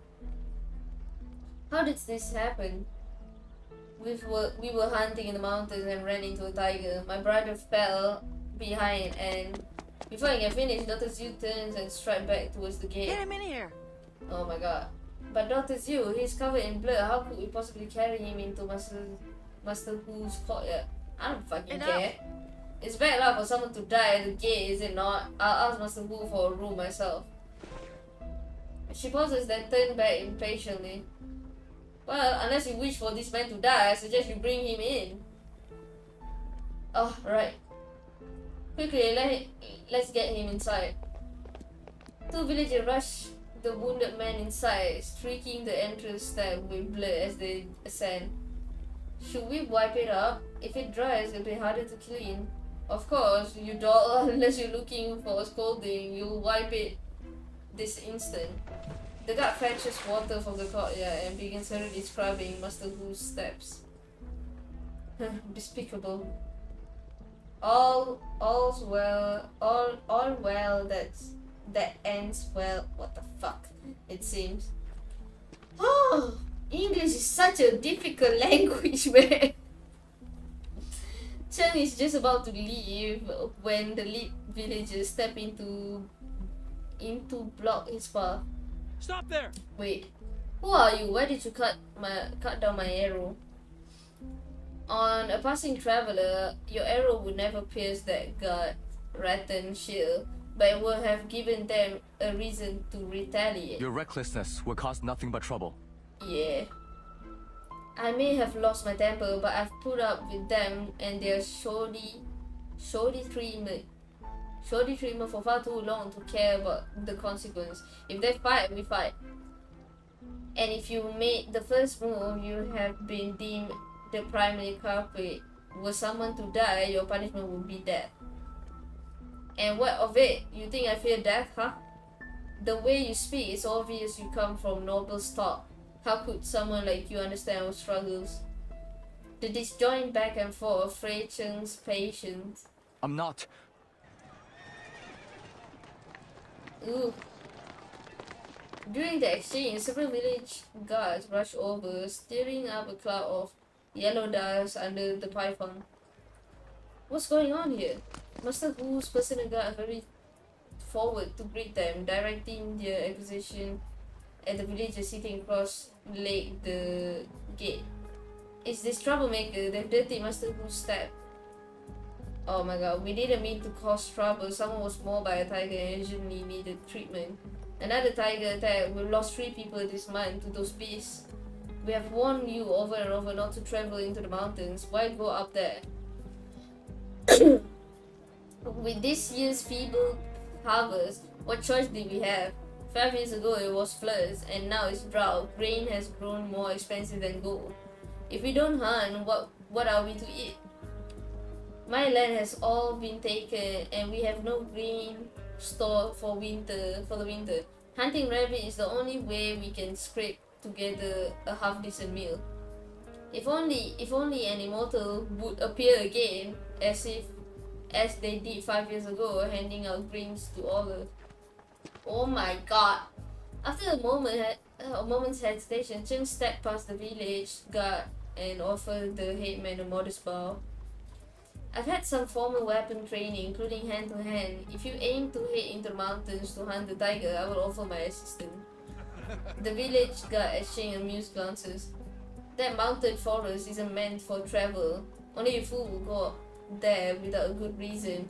Had this hunter not been so greedy, this wouldn't have happened. The tiger attacked them in the forest, not the village. We can't go traipsing into the forest hunting tigers. We'll never get any real work done. I feel bad for the tiger, you know. It's just the tiger's place, you know.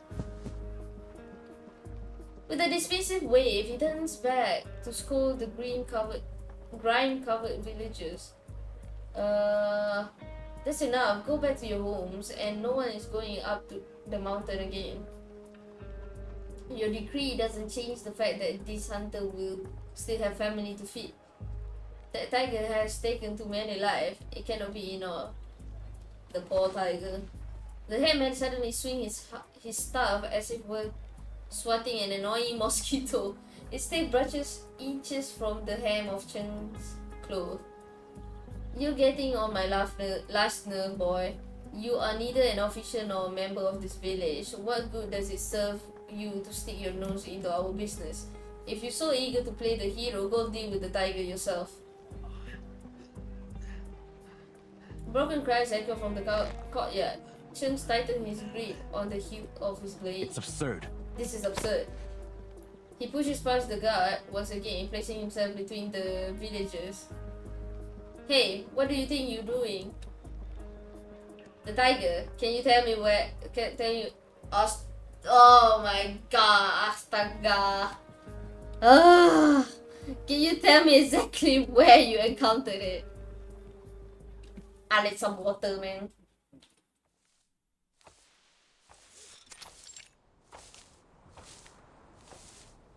Oh!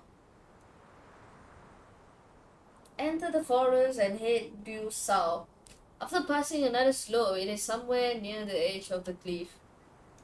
They say the tiger is blue and white, 2 and 3 times larger than an ordinary one. It almost sounds like a monster. Ahead stretches a thick pine forest with shrubs reaching up to the knee. Wild grass lies flattened in the underground, streaked with dull rust-red blood. I need to be careful. This is where the hunter was wounded. I should proceed with caution. The forest wind falls silent, and the wild grass rustles softly. The sound of heavy breathing reaches Cheng's ear. It's the tiger. Sneak behind me. Ooh, that's a cool tiger. A massive tiger, blue streak, and its magnificent white fur bursts from the grass, slamming Cheng to the ground. Okay, he braces his half-drawn blade across its chest, barely holding off the attack. Blue flame flared across the tiger's brow as it pressed its claw against the blade. That's some strength, huh? Ooh! A feather shoots from his shoulder, guard like an arrow, piercing the tiger's forehead.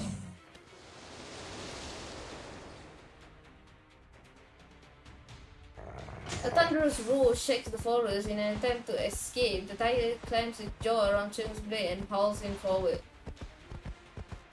He's being dragged by the tiger.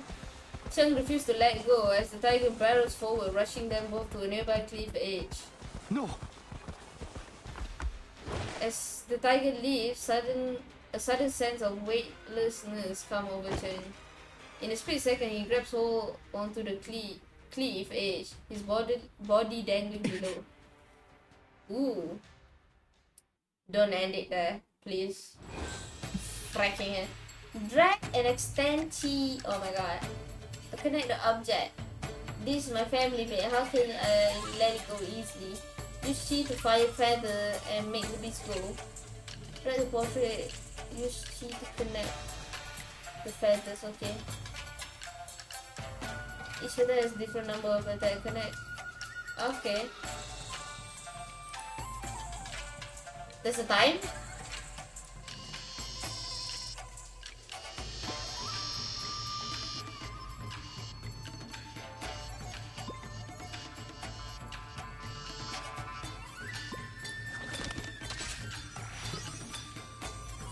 I picked the longer route, didn't I? Okay. Oh, it's a different one.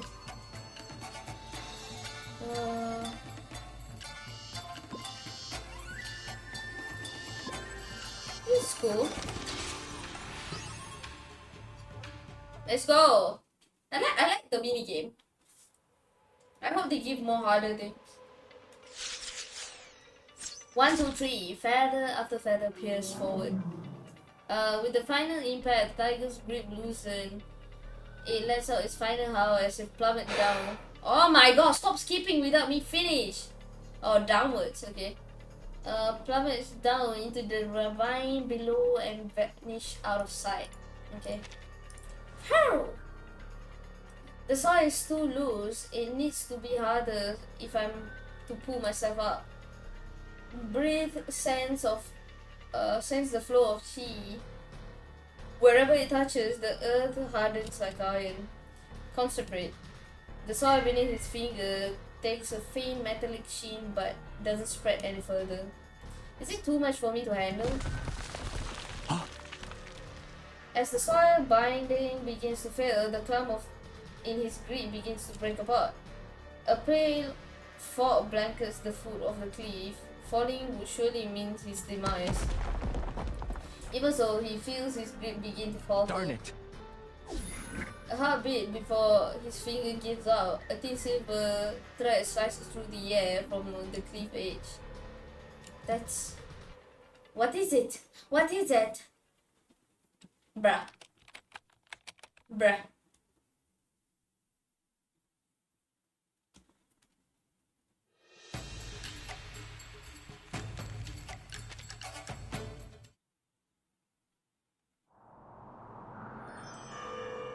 The old thread. Oh, there's blood. The silver thread coils around Cheng's waist and drags him back onto the cliff. He hits the ground and rolls, the stabbing pain in his left leg catching up to him. A broken branch is lodged in his calf. Ooh!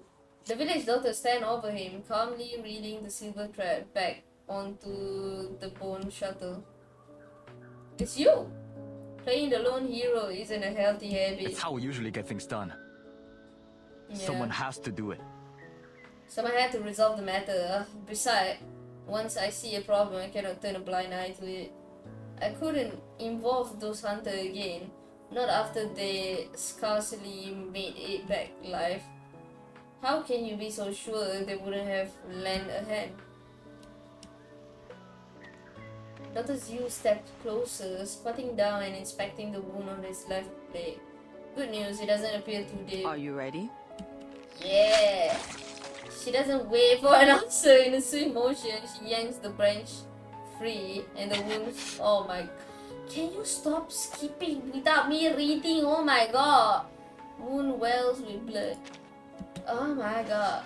Satisfied there are no splinters left in the wound, Dr. Zhu guides a silver thread through a series of precise sutters. With practice each, she applies her pulls from her robe to the wound, then cuts and... Oh my god! And ties a clean white bandage. Okay. Thank you. You've quite the unique method for treating wounds. I just find some joy in experimenting with my arcane skin. Okay. Forgive my bluntness, but what are you doing here, doctor? The Hu family refused to let the hunter stay after I patched him up, so I had him taken to my clinic. Whether he survived or not is in fate's hand now.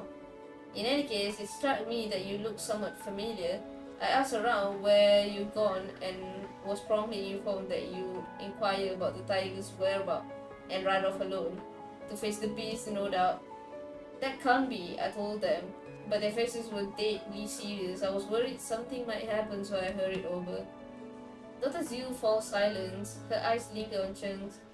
If not for your lack of familiarity with the terrain, you're getting lost notwithstanding. What the fuck? I doubt I have been able to catch up to you in time. Don't worry. It wasn't all that dangerous, although the tiger was fiercer than I had anticipated. Ha, the recklessness of youth. May I know your name? Cheng Heguang. I must say, Cheng Heguang, that flying feather technique of yours is quite curious. A skill passes down through your family, I presume. Yes. That's right. Dr. Zhu winding of the bandage falters for an instant before she finishes up and nods it. I once knew a man by the name of Cheng. He commanded flying metal shard through the air. Is that his father? His ability was quite impressive. Still, those who excel in such things tend to have weaker constitution. He used to be on the wrong side of the law, but official has written into both his name and his fate. And sure enough, in the end, he became one. Did you know him? Cheng clenches his teeth, his focus shifting to the remaining flying feathers on his shoulder. I can see you've discerned it already. He was my father. Finished with the bandaging, Dr. Zhu stands up and dusts off her hand. Oh, well, that's quite a coincidence. Your father and I were friends, which I suppose makes you my nephew. Oh, near enough. Wait, what? So listen, nephew, or she just assumed. This injury will take a few days to heal, and the dressing will need changing. My clinic is at the foot of the mountain. Come stay with me for a few days. You cannot... Thank you. I brought little money with me. I'm afraid I may not have enough to cover the medical expenses for the next few days. You think I'm after a few coins? Just stay. You can pay me back by lending me your hand when you can. I might lend you mine in getting up. No need, I can manage. It's cute.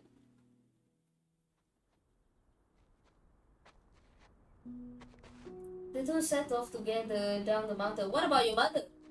You seem young. Are you still studying or have you already become an official?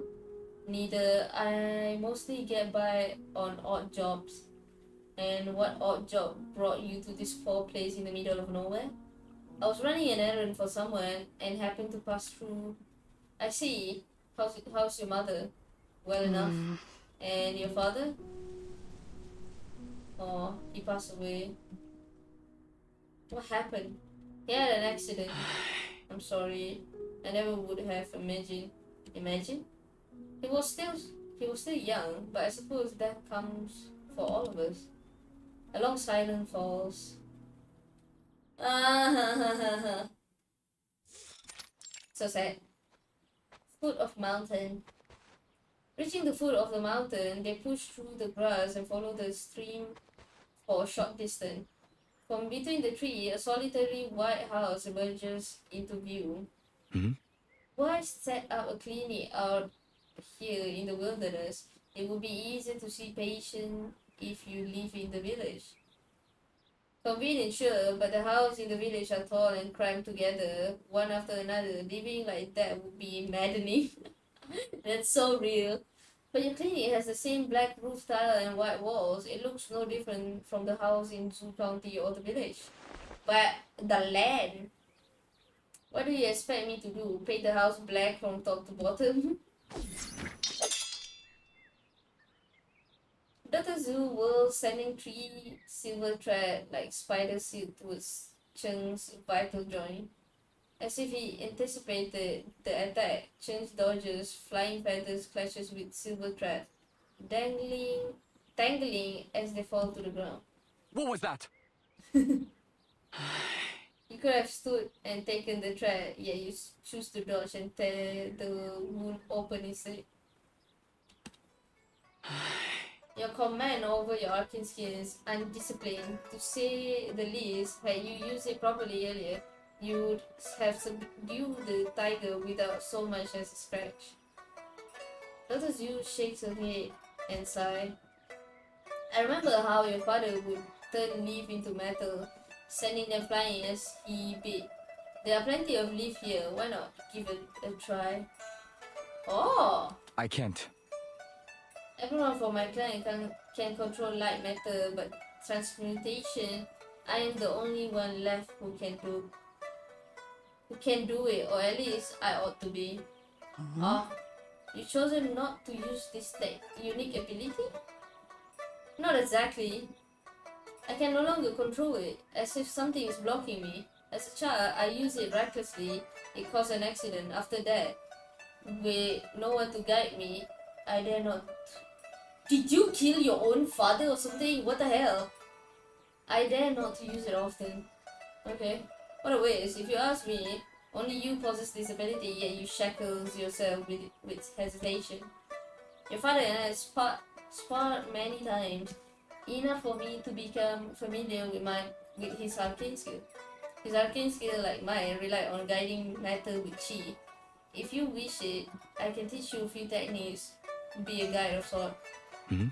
But why? Why? Because I want to? Because it's the right thing to do? But Cheng Heguang, when an elder offers you her teaching, you shut up. You shut your mouth and listen. I love this lady. I love this lady so much. Dr. Xu swing open the clinic door without ceremony. Inside the clinic, an assistant is busy boiling medicine. 2 or 3 patients lie resting nearby, including the hunter whose arm was mauled earlier. Doctor, you're back. Who's this? A patient I picked up on the road. How's the hunter? He's still unconscious. Alright, be sure to change his dressing in a couple of hours and keep a close eye on him tonight. A fever could prove fatal. Oh my god. One of the patients, a young man, hops out of bed and runs over. His face flushes with color. Doctor, that medicine, incredible. I never felt so alive. Like to plow 2 acres of land without so much as a breath. I'm glad to hear. Doctor, help! Oh my god. Dr. Zhu lets out a weary sigh and walks over to the old man's bed. What is it? What is it this time? I still feel terribly ill. My stomach hurts and I throw up every time I eat. I gave you strict instruction not to have any food. But you just couldn't help yourself, couldn't you? I just brewed you some fresh medicine. I only poured it a moment ago and it's still hot. To the assistant's surprise, Dr. Yu smiles and looks up at Cheng, who is still standing by the door. Perfect. We have just the man for handling a little heat.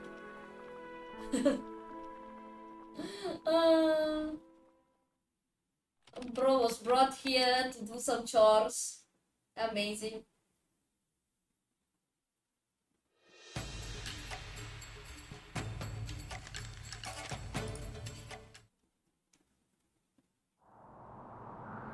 Let's see.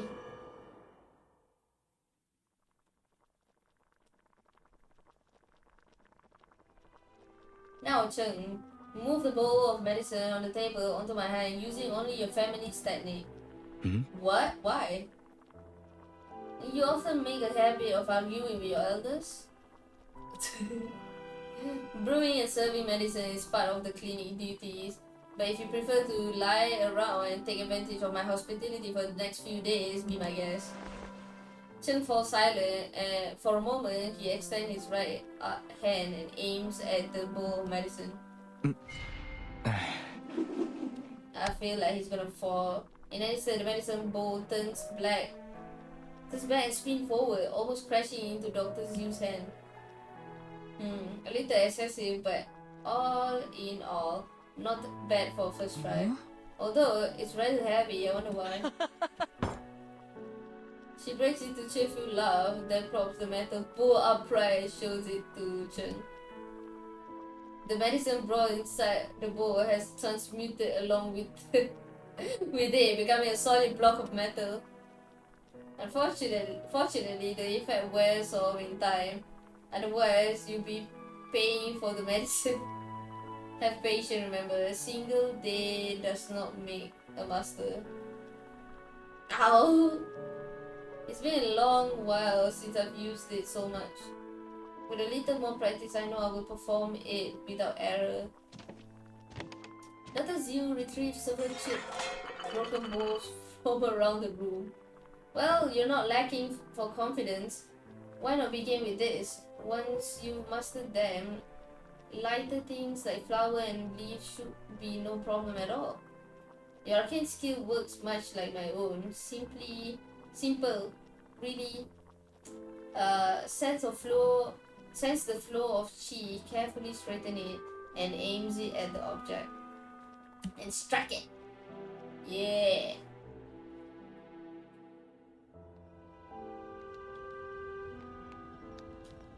Huh. He's practicing until late night. The metal bowl slammed into the wall once again. Cheng's brow knots even tighter. Young man, I have watched you throw that broken bowl around day after day, and I still can't fathom why Dr. Yu is making you do it. Having woken up by the little else to occupy him, the tiger-beaten hunter has decided to strike up a conversation with Cheng. I'm training my arcane skill. Unable to resist, the remaining two bedridden patients chimes in as well. Training? That old lady can't even throw a punch. What? Does she think she's some sort of martial arts master now? What do you mean, can't throw a punch? Did she catch you off guard too? She looks fierce, has a bad temper, and talks loud enough to rattle the bedpans. But I never once seen Dr. Yu get into fight with anyone. The arcane skill, those silver threads of her, is finer than hair. Other than stitching up wounds, what good could they be? Oh my god, talking shit about her, how dare you? You don't talk about my own woman like that. Hello? The thought hadn't occurred to me. Come on, you can hardly say that at the Dusho festival, Dr. Yu played a female soldier, remember? Kilki, she was like a demon as fierce as anything. Come on, anyone can shout. I could just as well play a great general or troop heat my command. This is stupid competition. Another metal bowl rolls onto the floor. Still, I hear there was once a bandit in Honzo who fought with Silver Thread. They say the bandit stole state supply, torched villages, and left many soldiers wounded. I've heard traveling merchants talk about the very same thing. They say those Silver Thread could cut through iron like mud. Ooh, frightening stuff. In the end, the bandit raided Zoo County, but after that, one of them vanished. Wow! Zoo County? That's the richest place in all of Guangzhou. All manner of merchants and officials live there. Not like this poor backwater town we're stuck in. Nonsense. Dr. Zhu would never stoop to begin some lonely mountain bandit. If she could fight, she'd be a hero. Plenty of people have similar arcane skills, don't they? I can produce flame from my fingertip, just like the Hu family. Yes. I suppose you're right. I never seen her use the silver thread for anything practical, not even to slice vegetable. Perhaps they simply aren't good for much. You could walk every street of the village saying she's a bandit, and I bet not a soul would believe it. I feel like Well. she used to be a bandit.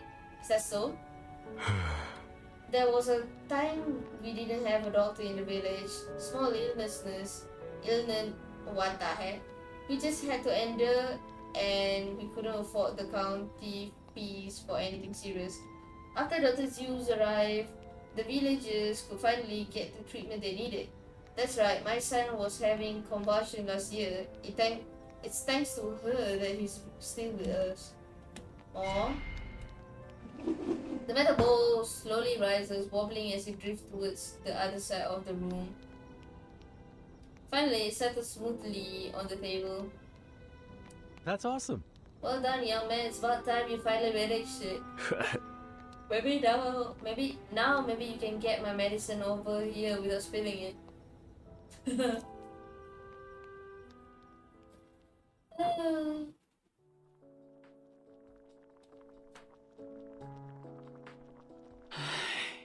The Fu family is calling me over for medicine again. Ever sending their orders, yet never bothering to actually come to the clinic. I swear, the day I end up saving their lives, the day I squeeze 10,000 tails out of them. Go ahead, Doctor. I'll keep an eye on the clinic.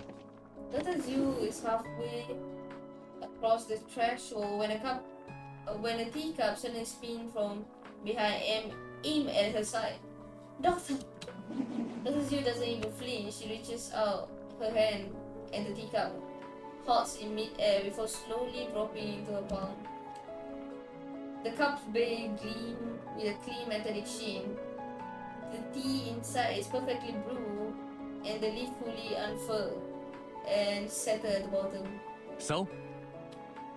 Not bad. To have come this far in just 3 days? It's been 3 days? Wow! Your progress is indeed worthy of praise. Okay. Dr. Zhu drinks the tea in one gulp, then steps out the door. Damn, 3 days? What about your mother? I know the auntie is here, but still you should go back and check on her.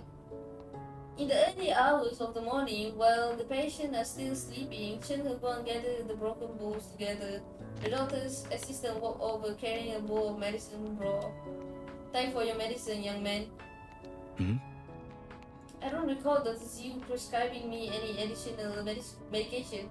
It's a new prescription designed to help replenish your qi. It smells like Huang Qi and Dang Gui. But my injury is already healed. There's no use wasting good medicine. You still need to make up for your qi and blood loss. The doctor specially prescribed it for you. Cheng frowns slightly but still takes the medicine and raises to his lips. A silver thread shoots in and knocks the medicine bowl from his hand. It shatters with a sharp crack. Brown medicinal liquid splashes across the floor. Dr. Zhu stands nearby with a hardened expression. Is the guy trying to kill him? That is not what I prescribed. Doctor, you've returned already? Betrayal! I came back for something. What's going on here? This new patient of yours is up to something. The assistant pulls a pale yellow sheet of paper from his jacket and hands it to Dr. Zhu. Did you go through my bag? Oh my god. Regular visitors don't inquire about bandits at the clinic. You covered your tracks well, but not well enough. Let's see here. The bandit known as Subtle Bones, oh my god, bearing arms in public, robbed the prefectural granary. The offender is a violent bandit who wields a bone shutter and silver thread with deadly precision. All jurisdictions are commanded to conduct the arrest with extreme vigilance. So this is the warrant for my arrest. My, look how hideous this drawing of me is.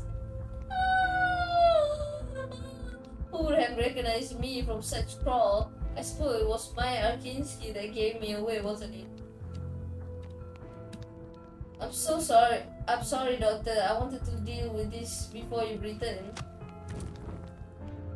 Oh, she burned it. Does it folds the arrest warrant in half and tosses it into the nearby brazier.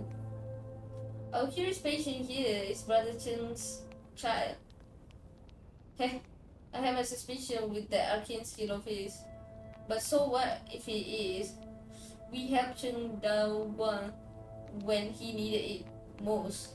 His son ought to help us in return. Besides, you've done nothing wrong. My daughter was starving to death while he dragged his feet every step of the way, acting the young lord. If it weren't you, oh my god, does you slam her palm down on the table beside her? Enough! Enough, there's medicine that needs boiling. Go. The assistant cast an unwilling glance at Cheng, then leave the sullen silence. Just as the sudden sweep the metallized broken bowls to the floor. What the hell?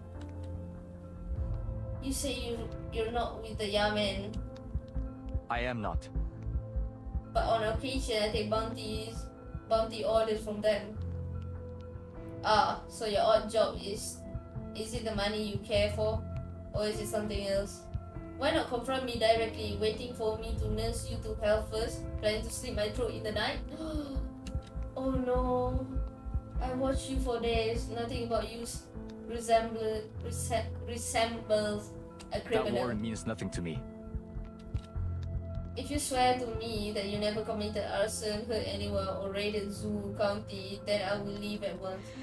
Oh my god, Cheng Heguang, don't do this to me, man. People change. Yu draws in a slow breath, her face returning to its usual calm. But I did it all. Oh, your injury is healed, hasn't it? Let's get started. No! No! No! I don't want to fight her. She's been kind. How could you? How could you do that?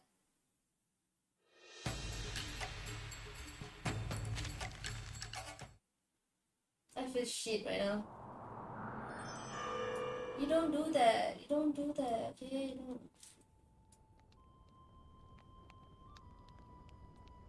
Shutterbones, I remember her. She knew her father once. Your father once. Yes. Yes.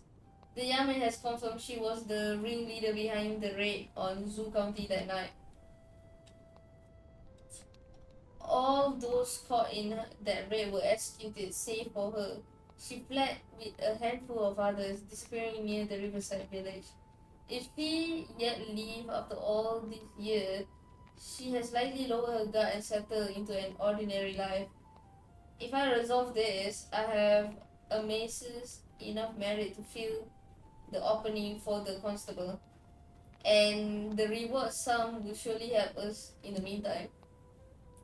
You finally have some standing, and those brute at the Yamen won't push you around any longer.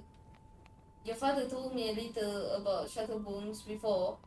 She's powerful and a reliable ally and a formidable foe. I'll be careful. Besides, there are few anywhere in Guangzhou Prefecture who can match the blade techniques you taught me. That's good to hear. I worry that... I worry that you're pushing yourself too hard. No wonder he can stay away from his mother. Cheng takes his sword down from the wall. No need to worry. This is what I've always wanted. And it's the only right way forward. Oh my god. Can you not be so black and white, okay? Don't follow the books, okay? Oh my god, it's so annoying. Amid a clearing in the mountain woods, Cheng stands peering at the trees. So this is what you meant by a view? Dr. Zhu perches with one leg propped on a tree branch, calmly twirling the bone shutter in her hand. This is how I toy with Yamen officer when I was young.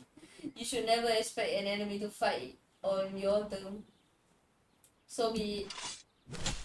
Cheng draws his blade, cleaving the high branch in a single strike. That's what they used to do too. A single thread shoots out from a swaying leaf, carrying Dr. Zhu safely to the high branches of another tree. Never worked back then either. Cheng sends several leaves shooting upward. They fall short before reaching them up. You're wasting your energy. I know your arcane skill cannot reach so high. Then I'll drag you back down! Oh my god. Bro, this freaking ungrateful piece of shit! Oh my god! Oh my god! It's pissing me off. The sword whirls in his hand, the force trembling the surrounding pines. After several moments, Dr. Zhu cannot help but sigh. Oh, you foolish boy, tell me, what do you believe this will achieve? This little thread of mine can go very far. Allow me to demonstrate. A longer silver thread extends from her outstretched arm, propelling her towards. Oh!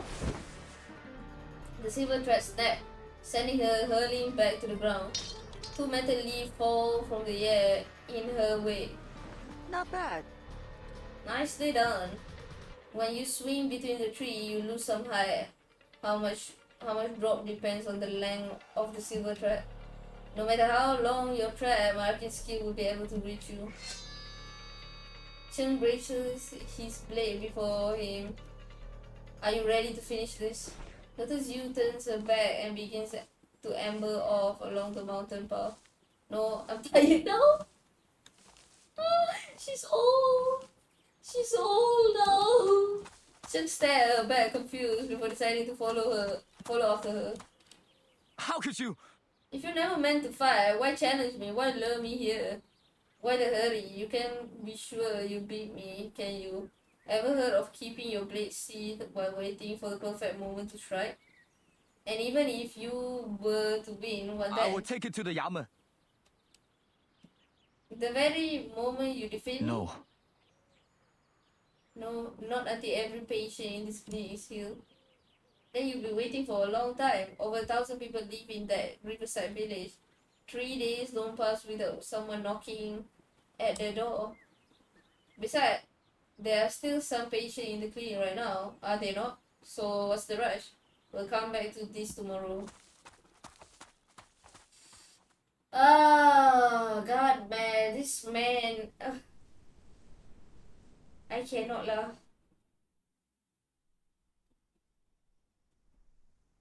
What's happening? Shing, shing, shing. Fallen leaves scatter, turning into metallic blades as they tangle with silver thread. They streak through the air in a blur, impossible to make out.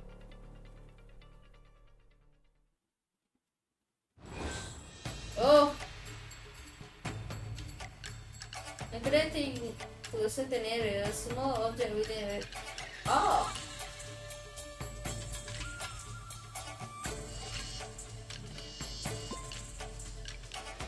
I got 6.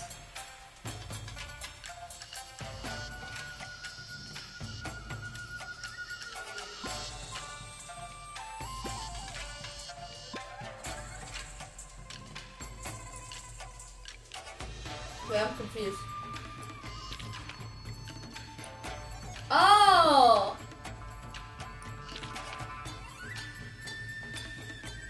Oh!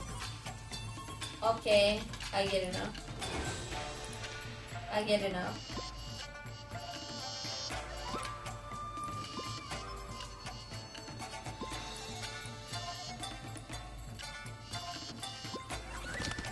Boom, baby. Yeah. 3 and 7. What the fuck? There's no small stuff in here. Oh. I just need 1 for that.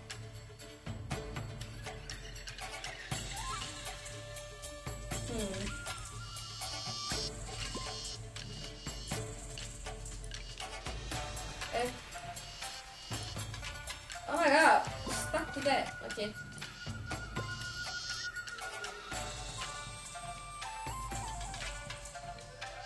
I'm not sure how to track this. Okay. Let's go. There's a third round. 6-6.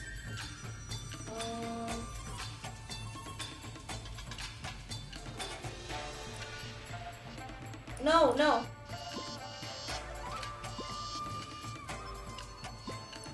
Okay. Go here. No. Okay. Go up. Okay. Oh my god, it's so sensitive.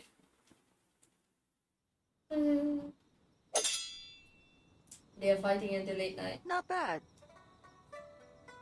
You're improving quickly. Most struggle to see my threat, let alone defend against it. No. Still not fast enough. I can't catch the silver thread.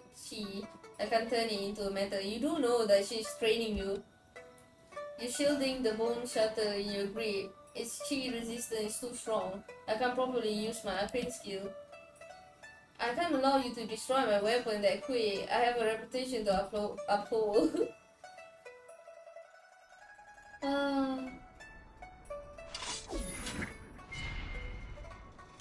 Several black and silver thread coils around the edge of Cheng's blade. You rely too much on your arcane skill. Your metallization is irreversible. You've been trapped in your own blade. Trapped. Oh my god. As the silver thread whips around Cheng's neck, the wild grass beneath Dr. Fiphie latches upward. Stop skipping without me! Let me press it! Oh my god. In stabbing arcs, okay. The blade of grass hurled at the throat. Handling so many at once, I underestimated you. Let's call it a brawl. Fine. We'll stop here for today. They are training. This is not a duel, okay? This is a training. After some hours of training in the woods, see? Cheng returns to the clinic a little late. Hey! Several villagers are helping the hunters. He heads home. When he spots Cheng, he raises a hand in greeting. I'm on the man and ready to head home. Mrs. Yu has plenty of work to do. Last thing she needs is me taking up more of her time. I heard you killed that tiger. Why didn't you tell me sooner? I'll head back to the village and let everybody know. I only did what was necessary. No need to make a fuss. The man doesn't hear a word, only shuffling off with a foolish grin on his face.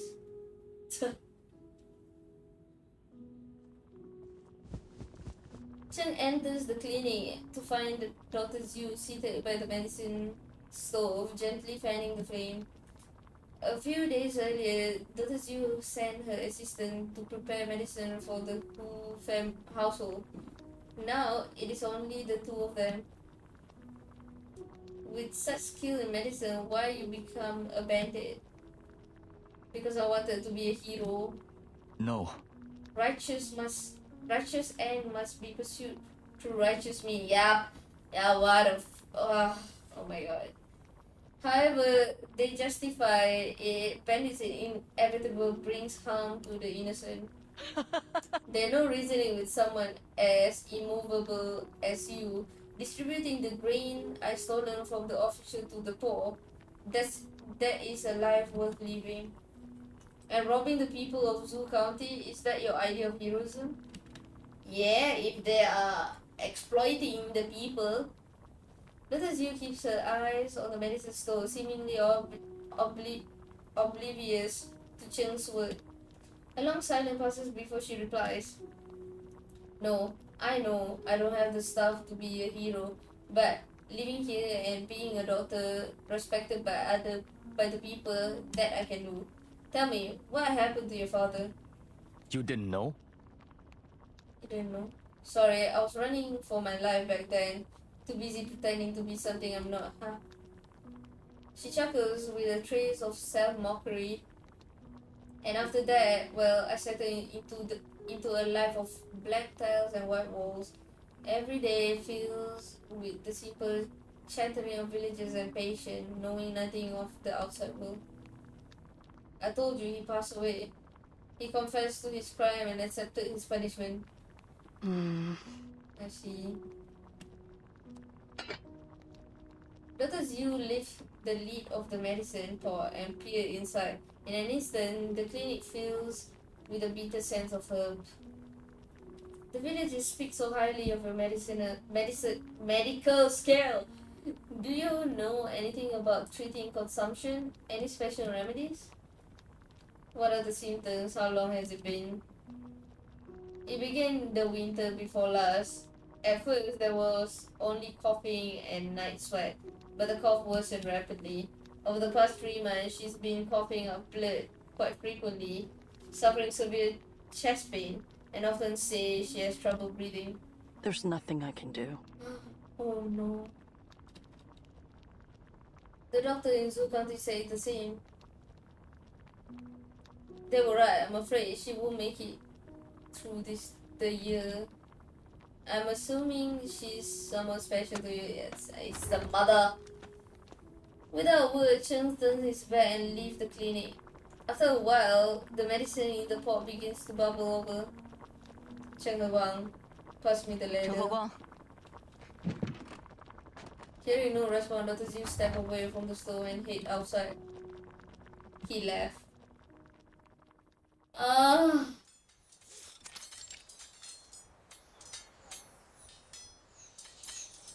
A small patch of grass grows just outside the clinic. Now the grass is a weapon. The leafy leaf has turned into a blade. Oh my god, skipping! We're in tight cluster. Oh my god, it's still skipping! They dart through the wind, striking one another with sharp metallic clang. This is unfair. It is, but remember, Cheng, flower blooms and fade, grass wither and thrive. All is governed by the Lord of Spring. I never have expected such word from you. Huh? I'm from a medical family. Just a handful of birds picked up in my youth, that's all. Not fond of that kind of talk. The needle fine metal shard freezes me. Then scattered across the ground. I'll clean this up. You've cleaned enough. You should head home. I'm not done here. We'll take care of it. Yes, well, we can take care of that tomorrow. I feel like when he goes back home, the mother's gonna be dead. Something bad is gonna happen to the mother. They don't have phone in these days. Not great.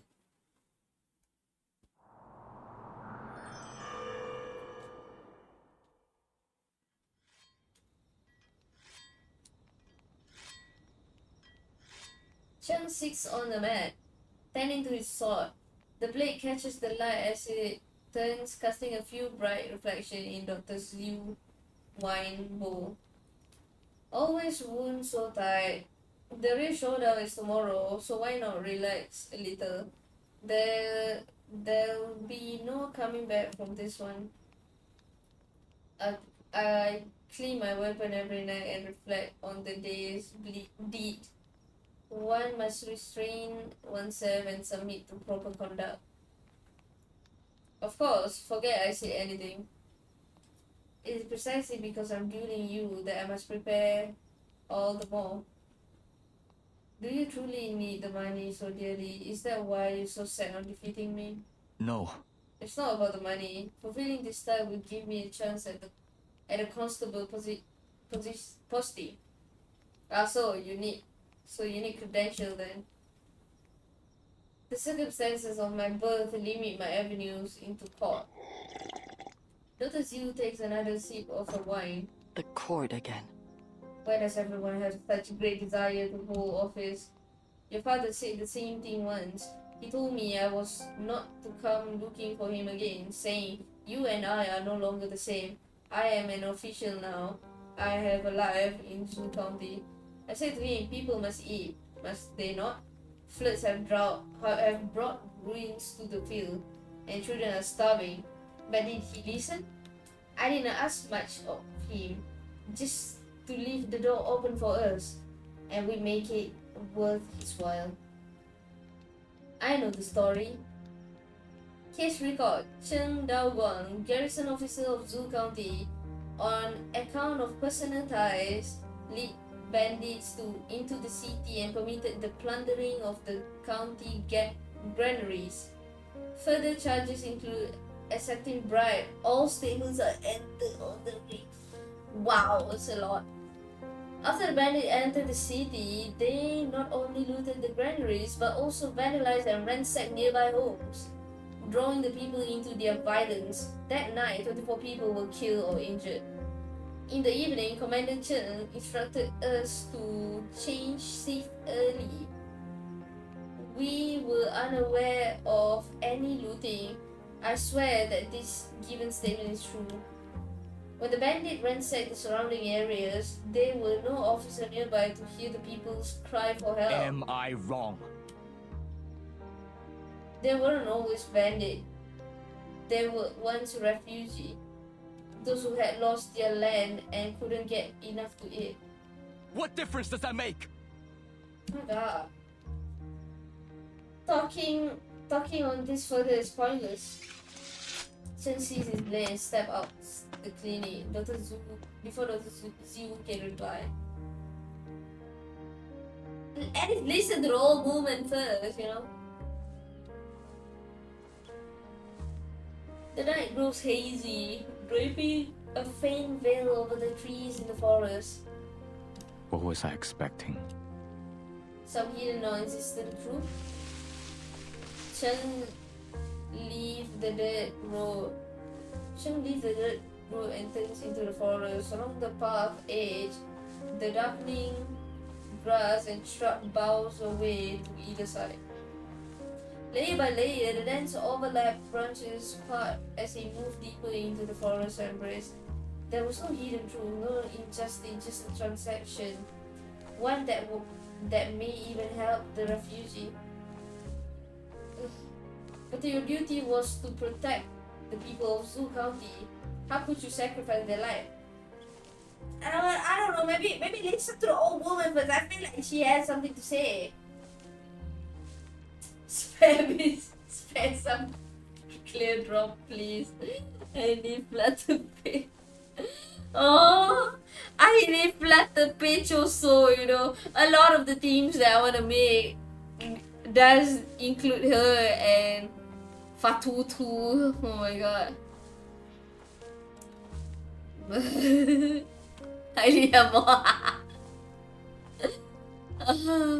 Well, good luck on that. If I could spare some, I would. But I'm broke too. You should have thought about your action. Stop thinking that could have. Oh.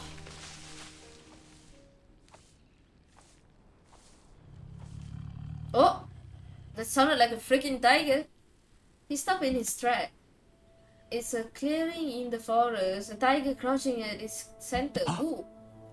Don't kill the tiger, please. Enough, just one tiger is enough, okay? I feel we do not kill animal that is in their habitat, okay? Enormous and beautiful, the tiger bears a silent blue flame upon its brow. Its fur shimmering like moonlit silk. Cheng recognized a familiar wound on his forehead. That's the same tiger that attacked me a few days ago. But I saw it fall from the cliff with my own eyes. The tiger pays no attention to him. Instead, it stretches its neck and lets out a deep, resounding call and springs forward to the north. It runs away. That's the direction of the clinic. Hold there! Oh no. Oh no. We're gonna attack the tiger now. I guess so. So I need to link everything, huh?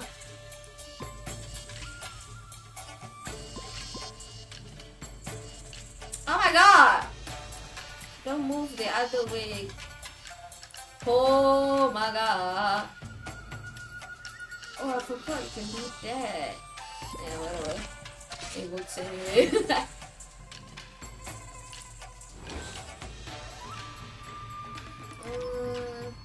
20, oh my god. Just gonna do it like this. Oh my god. Yeah, boy.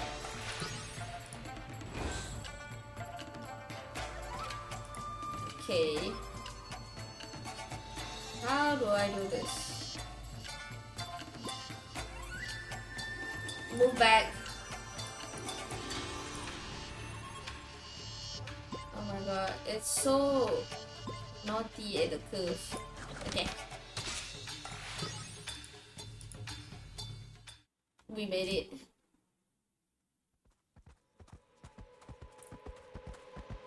Cheng Heguang clenches his fist, sending dozens of blades after the tiger. They converge on it in an instant, only to ricochet outward. Oh my god! Our bursting apart like fireworks. Okay. Well, he tried once more, but the blades are again knocked away. It seems the tiger's fur is tougher than any steel. Oh no. I have a bad feeling. It isn't long before the tiger arrives at the clinic. Cheng's in close pursuit. He can only watch as he brings down. Careful! Oh my god, please stop skipping without me pressing it. Oh my god, South Wall with a single strike. Dr. Zhu, watch out. Oh. She fight back. The tiger lifts its front paw high, then freezes. The hair-thin silver thread lays around it, binding it like a fly in a web.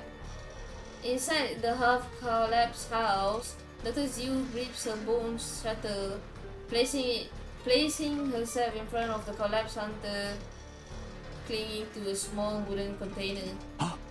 What are you doing here?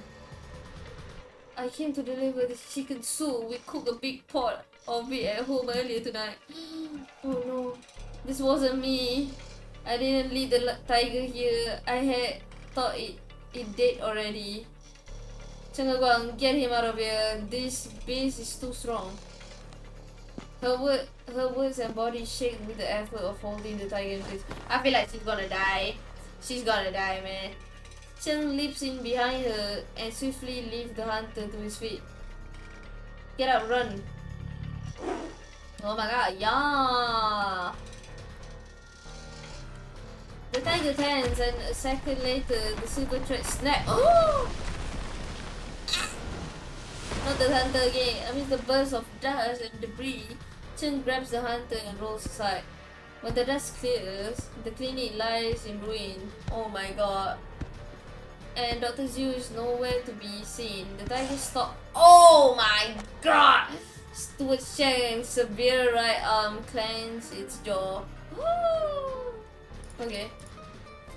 Cheng catches a glimpse of Dr. Zhu's bone shutter glinting between the tiger's fangs before it disappears down its throat. Get out of here now. Go back and find the village, hey man.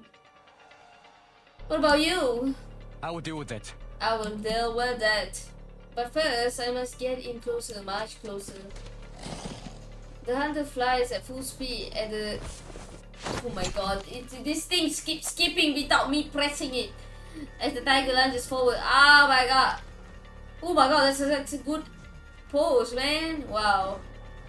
Wow. He slips past the tiger attack, leaps upward, strike down from above. Golden sparks scatter as white fur and cold steel collides. The strike has forced open a hairline cut in the tiger's hardened hide, but the blade is now lodged in it. Cheng grips the blade's heel, closes his eye, and draws in a deep breath. Oh my god. Look at that bicep, man.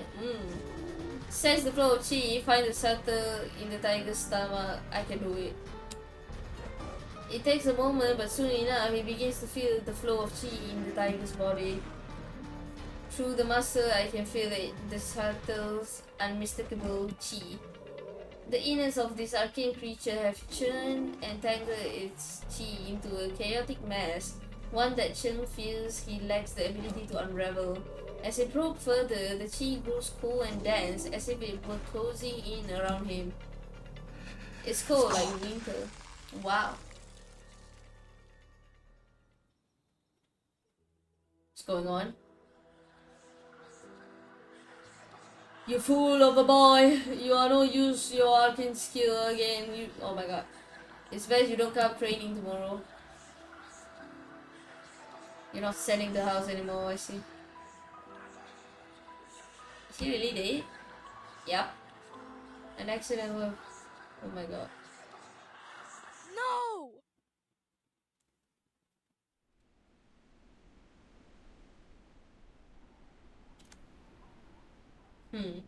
Snow drifts down onto the narrow courtyard.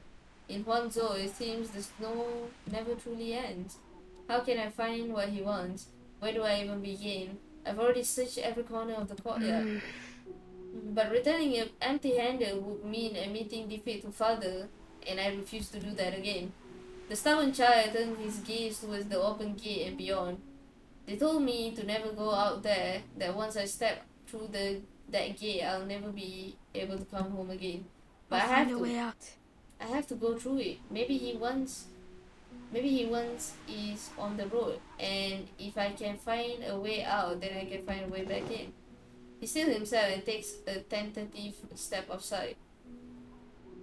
Heguang, trust your sense of chi. It will show you more than your eyes alone. Ha! A slight tremor ripples beneath the snow. I found it! I found it! Yeah! Boom! Chi closes around the shape of something solid. Cheng's eyes snap open. The shuttle hardens in an instant, as though already clenched in his hand. He recalls what he has learned as a child, hunting alongside the sons of a wealthy family. Ahead of the stomach, a piercing scream bursts forth from the tiger's throat as he struggles, grow frantic. Angle inward above the foreleg beneath the rib, and boom! Your heart is right here. Boom, gone. That thing is dead now. Hopefully, for real, it's dead. Cheng can no longer hold on as the tiger's death throat turns wild. The tiger gives one last painful roar and thrashes across the ground before stillness takes it. And now metallic shuttle bursts through the tiger's chest and rolls to a stop beside Cheng. Nicely done! Dr. Zeus staggered up to him, laboring to guide her silver thread to stitch the gushing wound on her. She's injured. Are you able to stand? Cheng forces a faint smile and sucks in a sharp breath of cold air. Sometime later, a torch begins to flicker along the forest edge. The village guards have finally arrived, fully armed and ready. Are they gonna arrest? Are they gonna arrest the doctor? I brought help. I thought you said there was a tiger, huh? Where, huh? Is that? Fine snow drift down like fuzzy willow catkins. Winter is drawing to a close. I think winter is already arrived, but okay.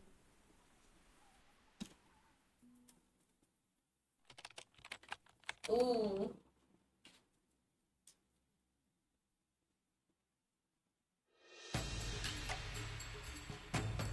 We are almost at the end.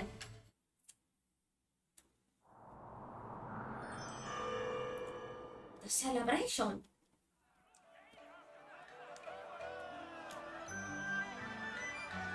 The The final gaps of winter snow falls, eventually giving way to clear skies. For this impoverished village, such celebration is rare.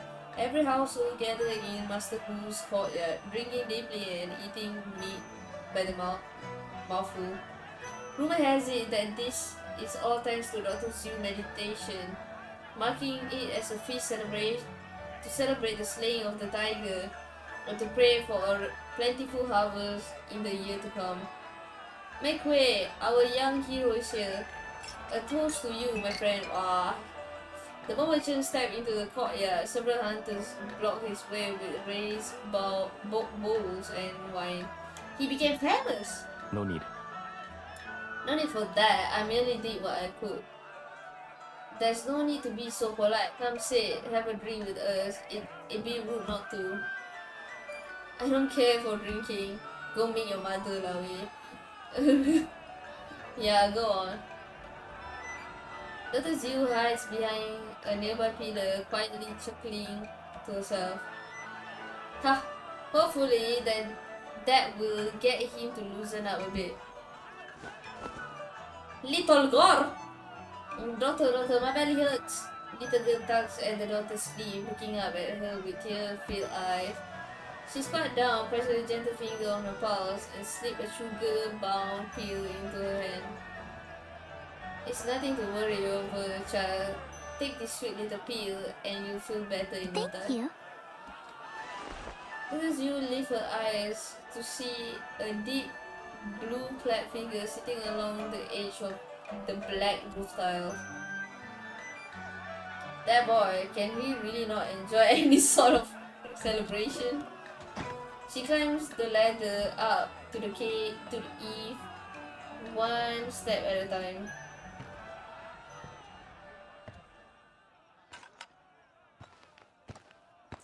Well, even I need a ladder to get up to the roof these days.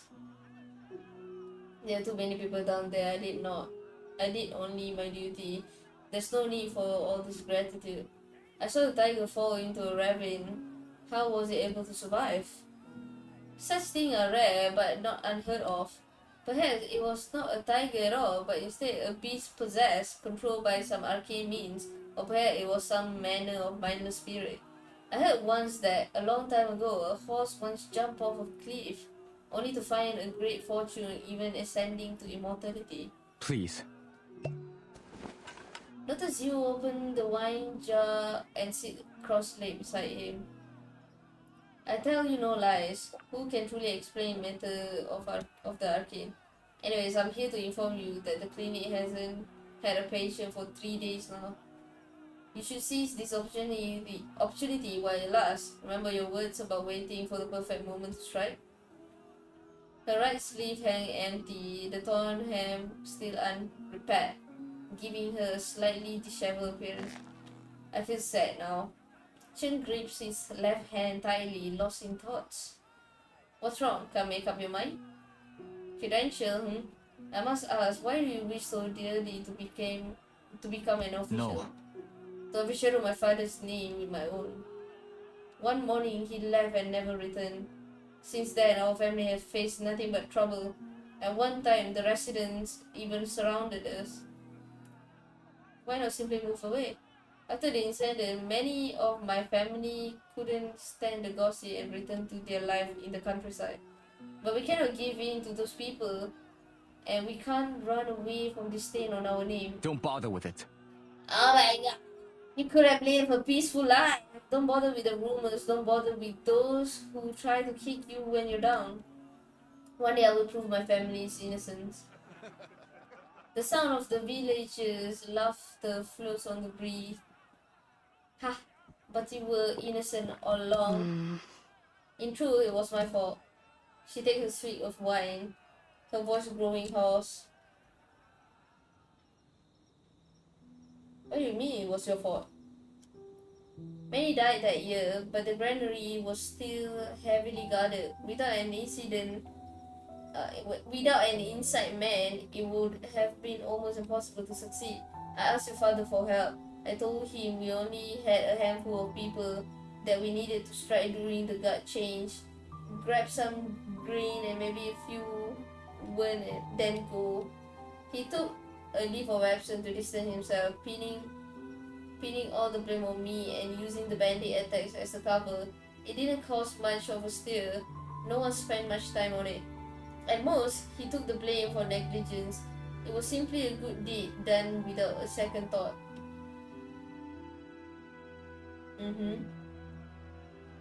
But more than just a handful of refugees came that night.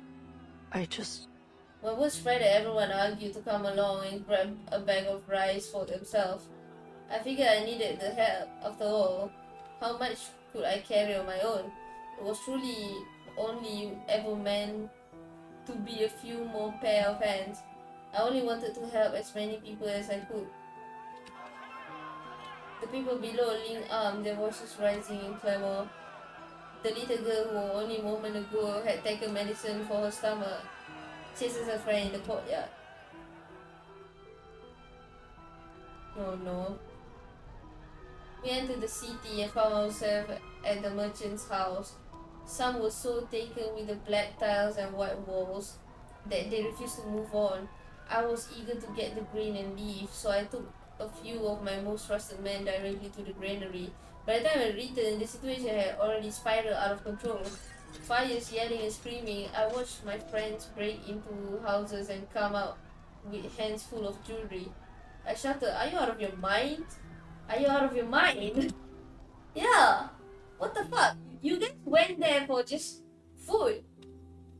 The fuck, man?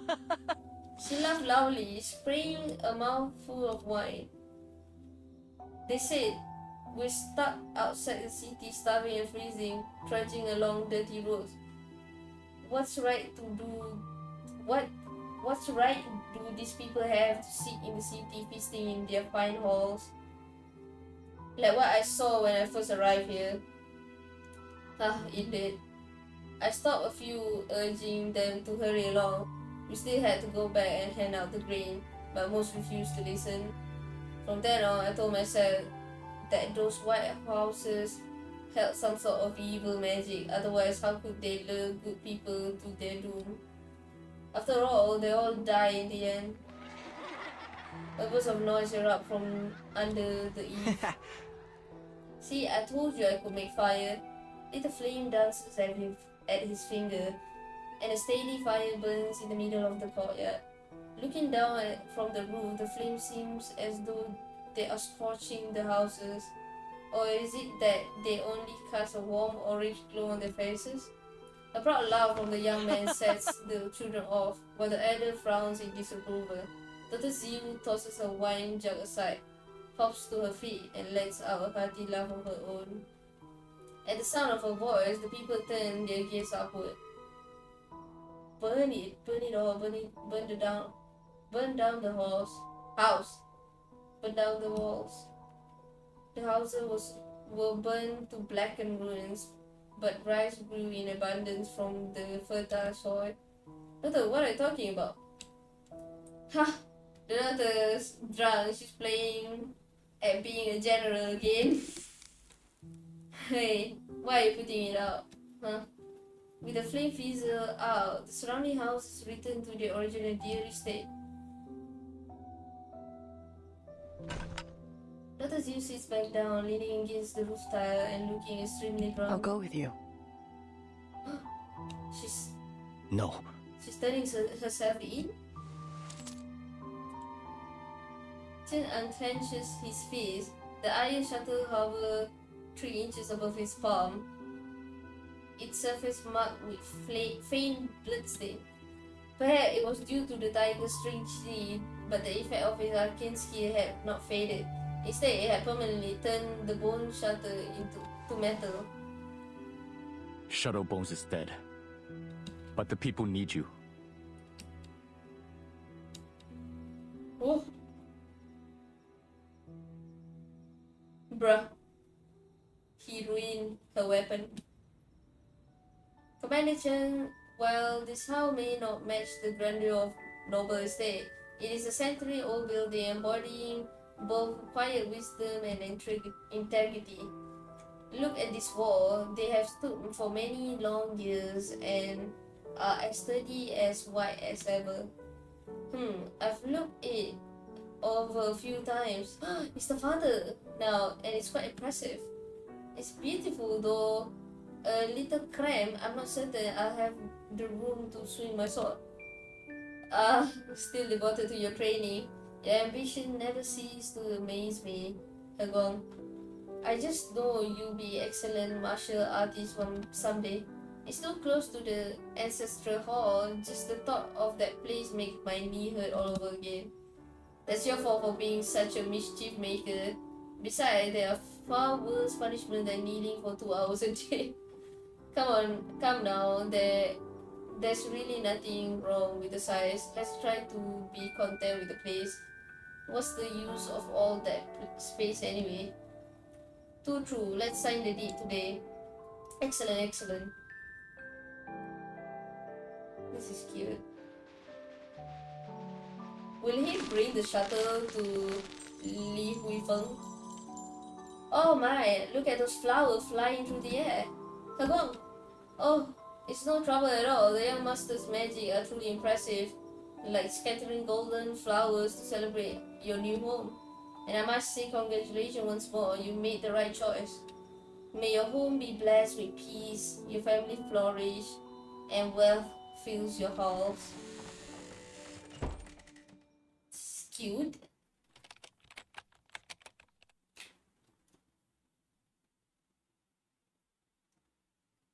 It's the last one.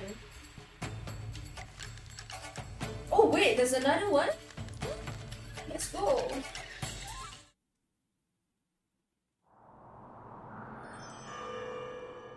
I thought usually we only have 8 parts. Foundation? The fuck is the foundation doing here? What? At door at the far end of the hallway shut, blocking out the muffled sound of conversation. As the 400-year-old thing comes to an end, its listener scratches her head. Oh, Heron. So after that, you went back to Zoo County and became a constable. Cheng shakes his head. For some reason, I failed to become a constable that year. I gave the iron shuttle to Li Huifeng and he only smiled. But when I met you, it seems you already been a constable for quite some time, arresting people, shouting orders. You were actually rather skilled at it. I was lucky. 3 years later, another constable position opened up. I succeeded in filling it. So this story of yours has something to do with the box? With this box? A finely crafted wooden box rests on the wooden table in the middle of the room. The lid has been removed and placed beside it. Inside is a bill of exchange listing the Hu family in capital and an amount of 10,000 taels of silver. It also read, bestowed upon Dr. Ziwu, presented to Cheng Heguang. Aww. Interesting. The East Asia branch just told me they had an old artifact in their warehouse, one that's been lying around for centuries. I heard it had once belonged to the Hu family with specific instruction to pass it on to a man named Cheng Heguang, possessor of a rather unique arcane skill. But where would we find someone to honor it? Surely they've long forgotten about this thing by now. I never heard of anything like this before. So much has happened since then. I never returned to that riverside village. With all this money you were used in Huanzhou, you'll be living a life of leisure with not a care in the world. Yeah, he will be rich as hell. But now times have changed, the whole family is long gone. And the once valuable bill of exchange is just another useless scrap of paper. But why would she give you all this? I don't know. I suppose now I never will. Papa Heron suddenly smiled as if recalling something. She paces back and forth twice before finally walking to the door. Don't worry. This elder, perhaps all she wanted for you to live an unworried life. Either way, I've done what was asked of me. I'll be on my way. Thank you for the story, Heguang. The door closes and Cheng is left standing alone in the room. Why are you sad? Still reminiscing? Side room. Oh, are you leaving? Cheng nodded as he finished packing his bundle. Matter is settled here. I need to head back right away. Here, take this medicine. It'll help with her cough. Thank you. I'm surprised you're letting me go. I thought at the very least you resent me for what happened with your father. He made his decision and he took responsibility for his action. Sometimes I think you're much more alike to us bandits than your vaunted official. Cheng puts the medicine in his bag and stops for a moment. No. Do not misunderstand me. If you return to banditry, I will show you no mercy. It doesn't matter what anyone's intention were. Things happened as they did, and everyone has paid the price. This is for the best. Your price is to be a doctor, and mine is to be a constable. It is for the best. You had no hand in all this. It's not your fault. You are not your father. I know, but that changes title little. He probably thinks me a rambler by now. Why not stay in the village, huh? Live the life of a tiger-slaying hero. Why go back, put up with all that scrutiny? Yeah. The offer is tempting. Slaying the tiger was indeed exhilarating. But what do title and glory matter to a hero who has more than himself to think of? Okay.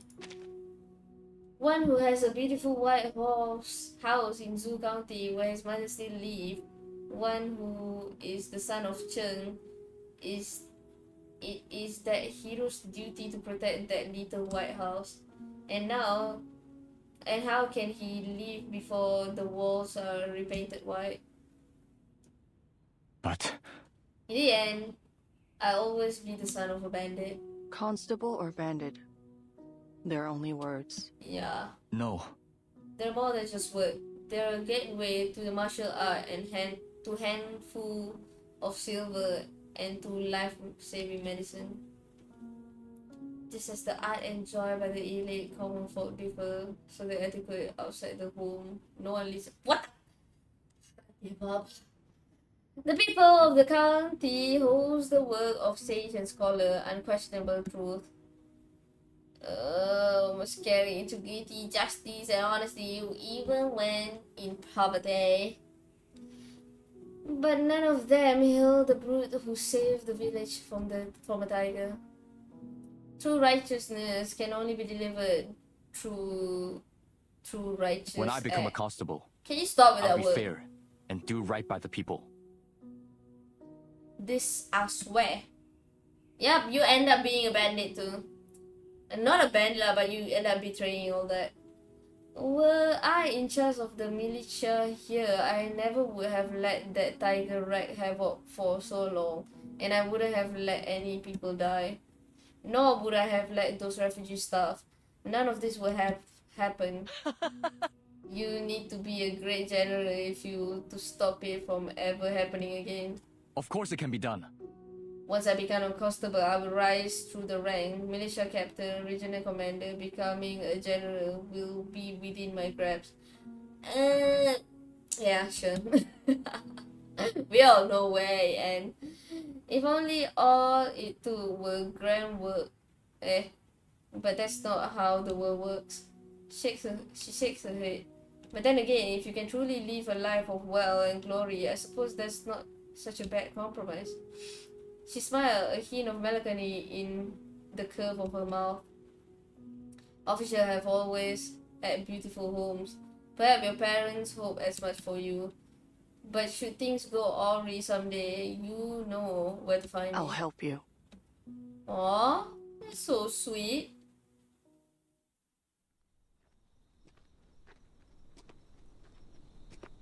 The zoo county looks just as it did before.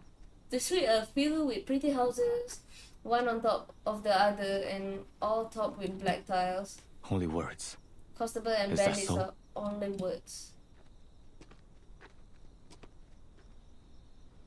I've been away for so long, I wonder how things were at home. I hope your mother is still alive, man. Cheng passes beneath tree. Oh? What happened? That year I had planned to sell the house and set aside some money. Those who come to loot and praises it. But what the fuck? Calling you oh my god. Still so. The fuck? Because a tomb is a house for the dead. And the home can be the same for the living. This ancient house has played host to countless masters, and now it adds one more to its history. A long white banner flutters in wind, scattering the red may blossom on the ground. She did. She did.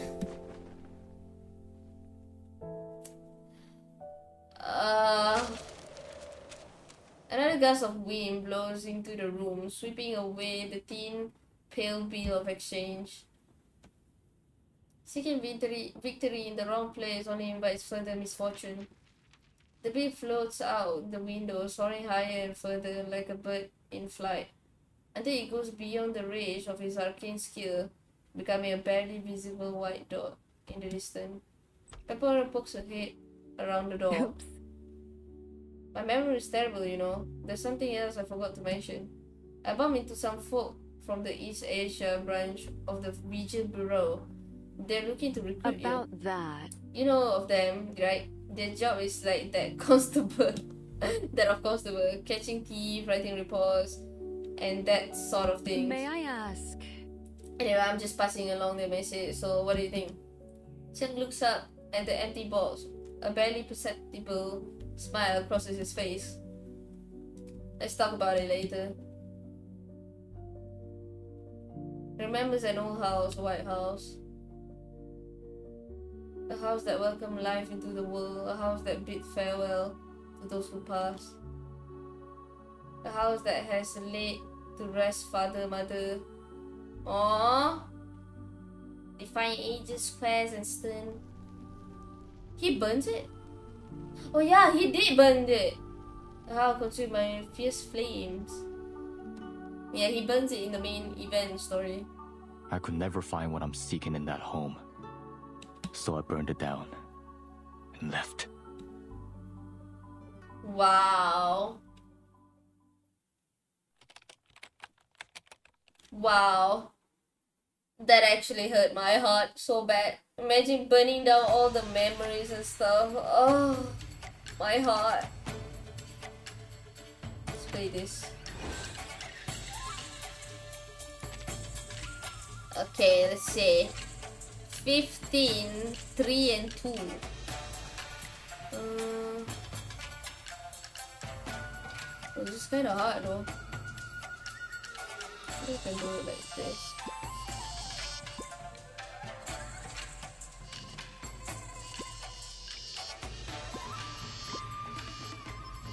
Like this. Burn, baby, burn! Shoot them! Oh my god! Wait, oh, it's a 4, okay. So 3 of this, 12 plus 3, okay.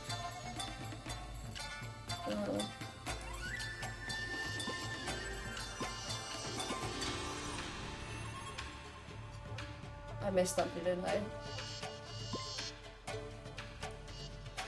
Hey, whoa, whoa, whoa, whoa!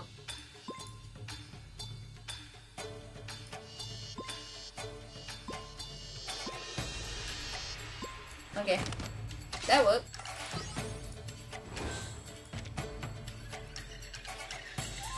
$20, yeah, 20, yeah. Wow. How do I do this? I need 3.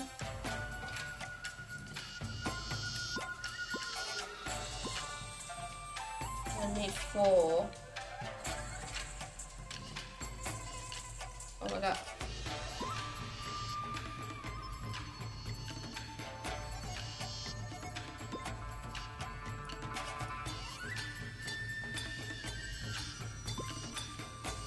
I don't think I have enough. Oh my god. I feel like there's a better way to do that, but yeah. Oh my god, we're done. He knew his story is gonna be more sad and like depressing. And I kind of feel bad for him though. Yeah, he has a kind of rough past. I wouldn't say he had the worst kind of like past, but that's kind of like really hard, you know.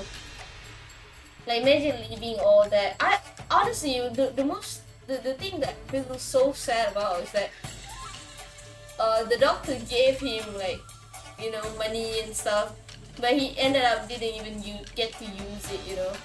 He didn't even get to use that, so it's kind of sad in my opinion. It's like, you know, when an old person gives you their saving, you need to like cherish it and stuff, you know. But then he didn't even get to do that. So, and then the mother, he didn't even get to meet. He didn't even get to meet his mother after so long, and ended up losing everything. That's losing her and stuff. Like the house he burns out. I feel like he burns out the house to just forget about his past in a way, you know. He doesn't want to be defined by that. But it's kind of sad because, like, you know, that place holds a lot of memories, and I don't necessarily think that his father is a bad guy. Yeah. It's kind of sad. I feel sad now. Anyways, I shall end it here. Thank you for stopping by and watch. I'll see you guys next time. My brain is still comprehending what the hell I just witnessed, because like the difference between Pepper Heron's and Cheng Heguang's stories, it's so different, you know. The vibe and all. But anyways, thank you. I'll see you guys next time. Silk Bye bye. hairs, peacock feathers. Oh, and this peculiar.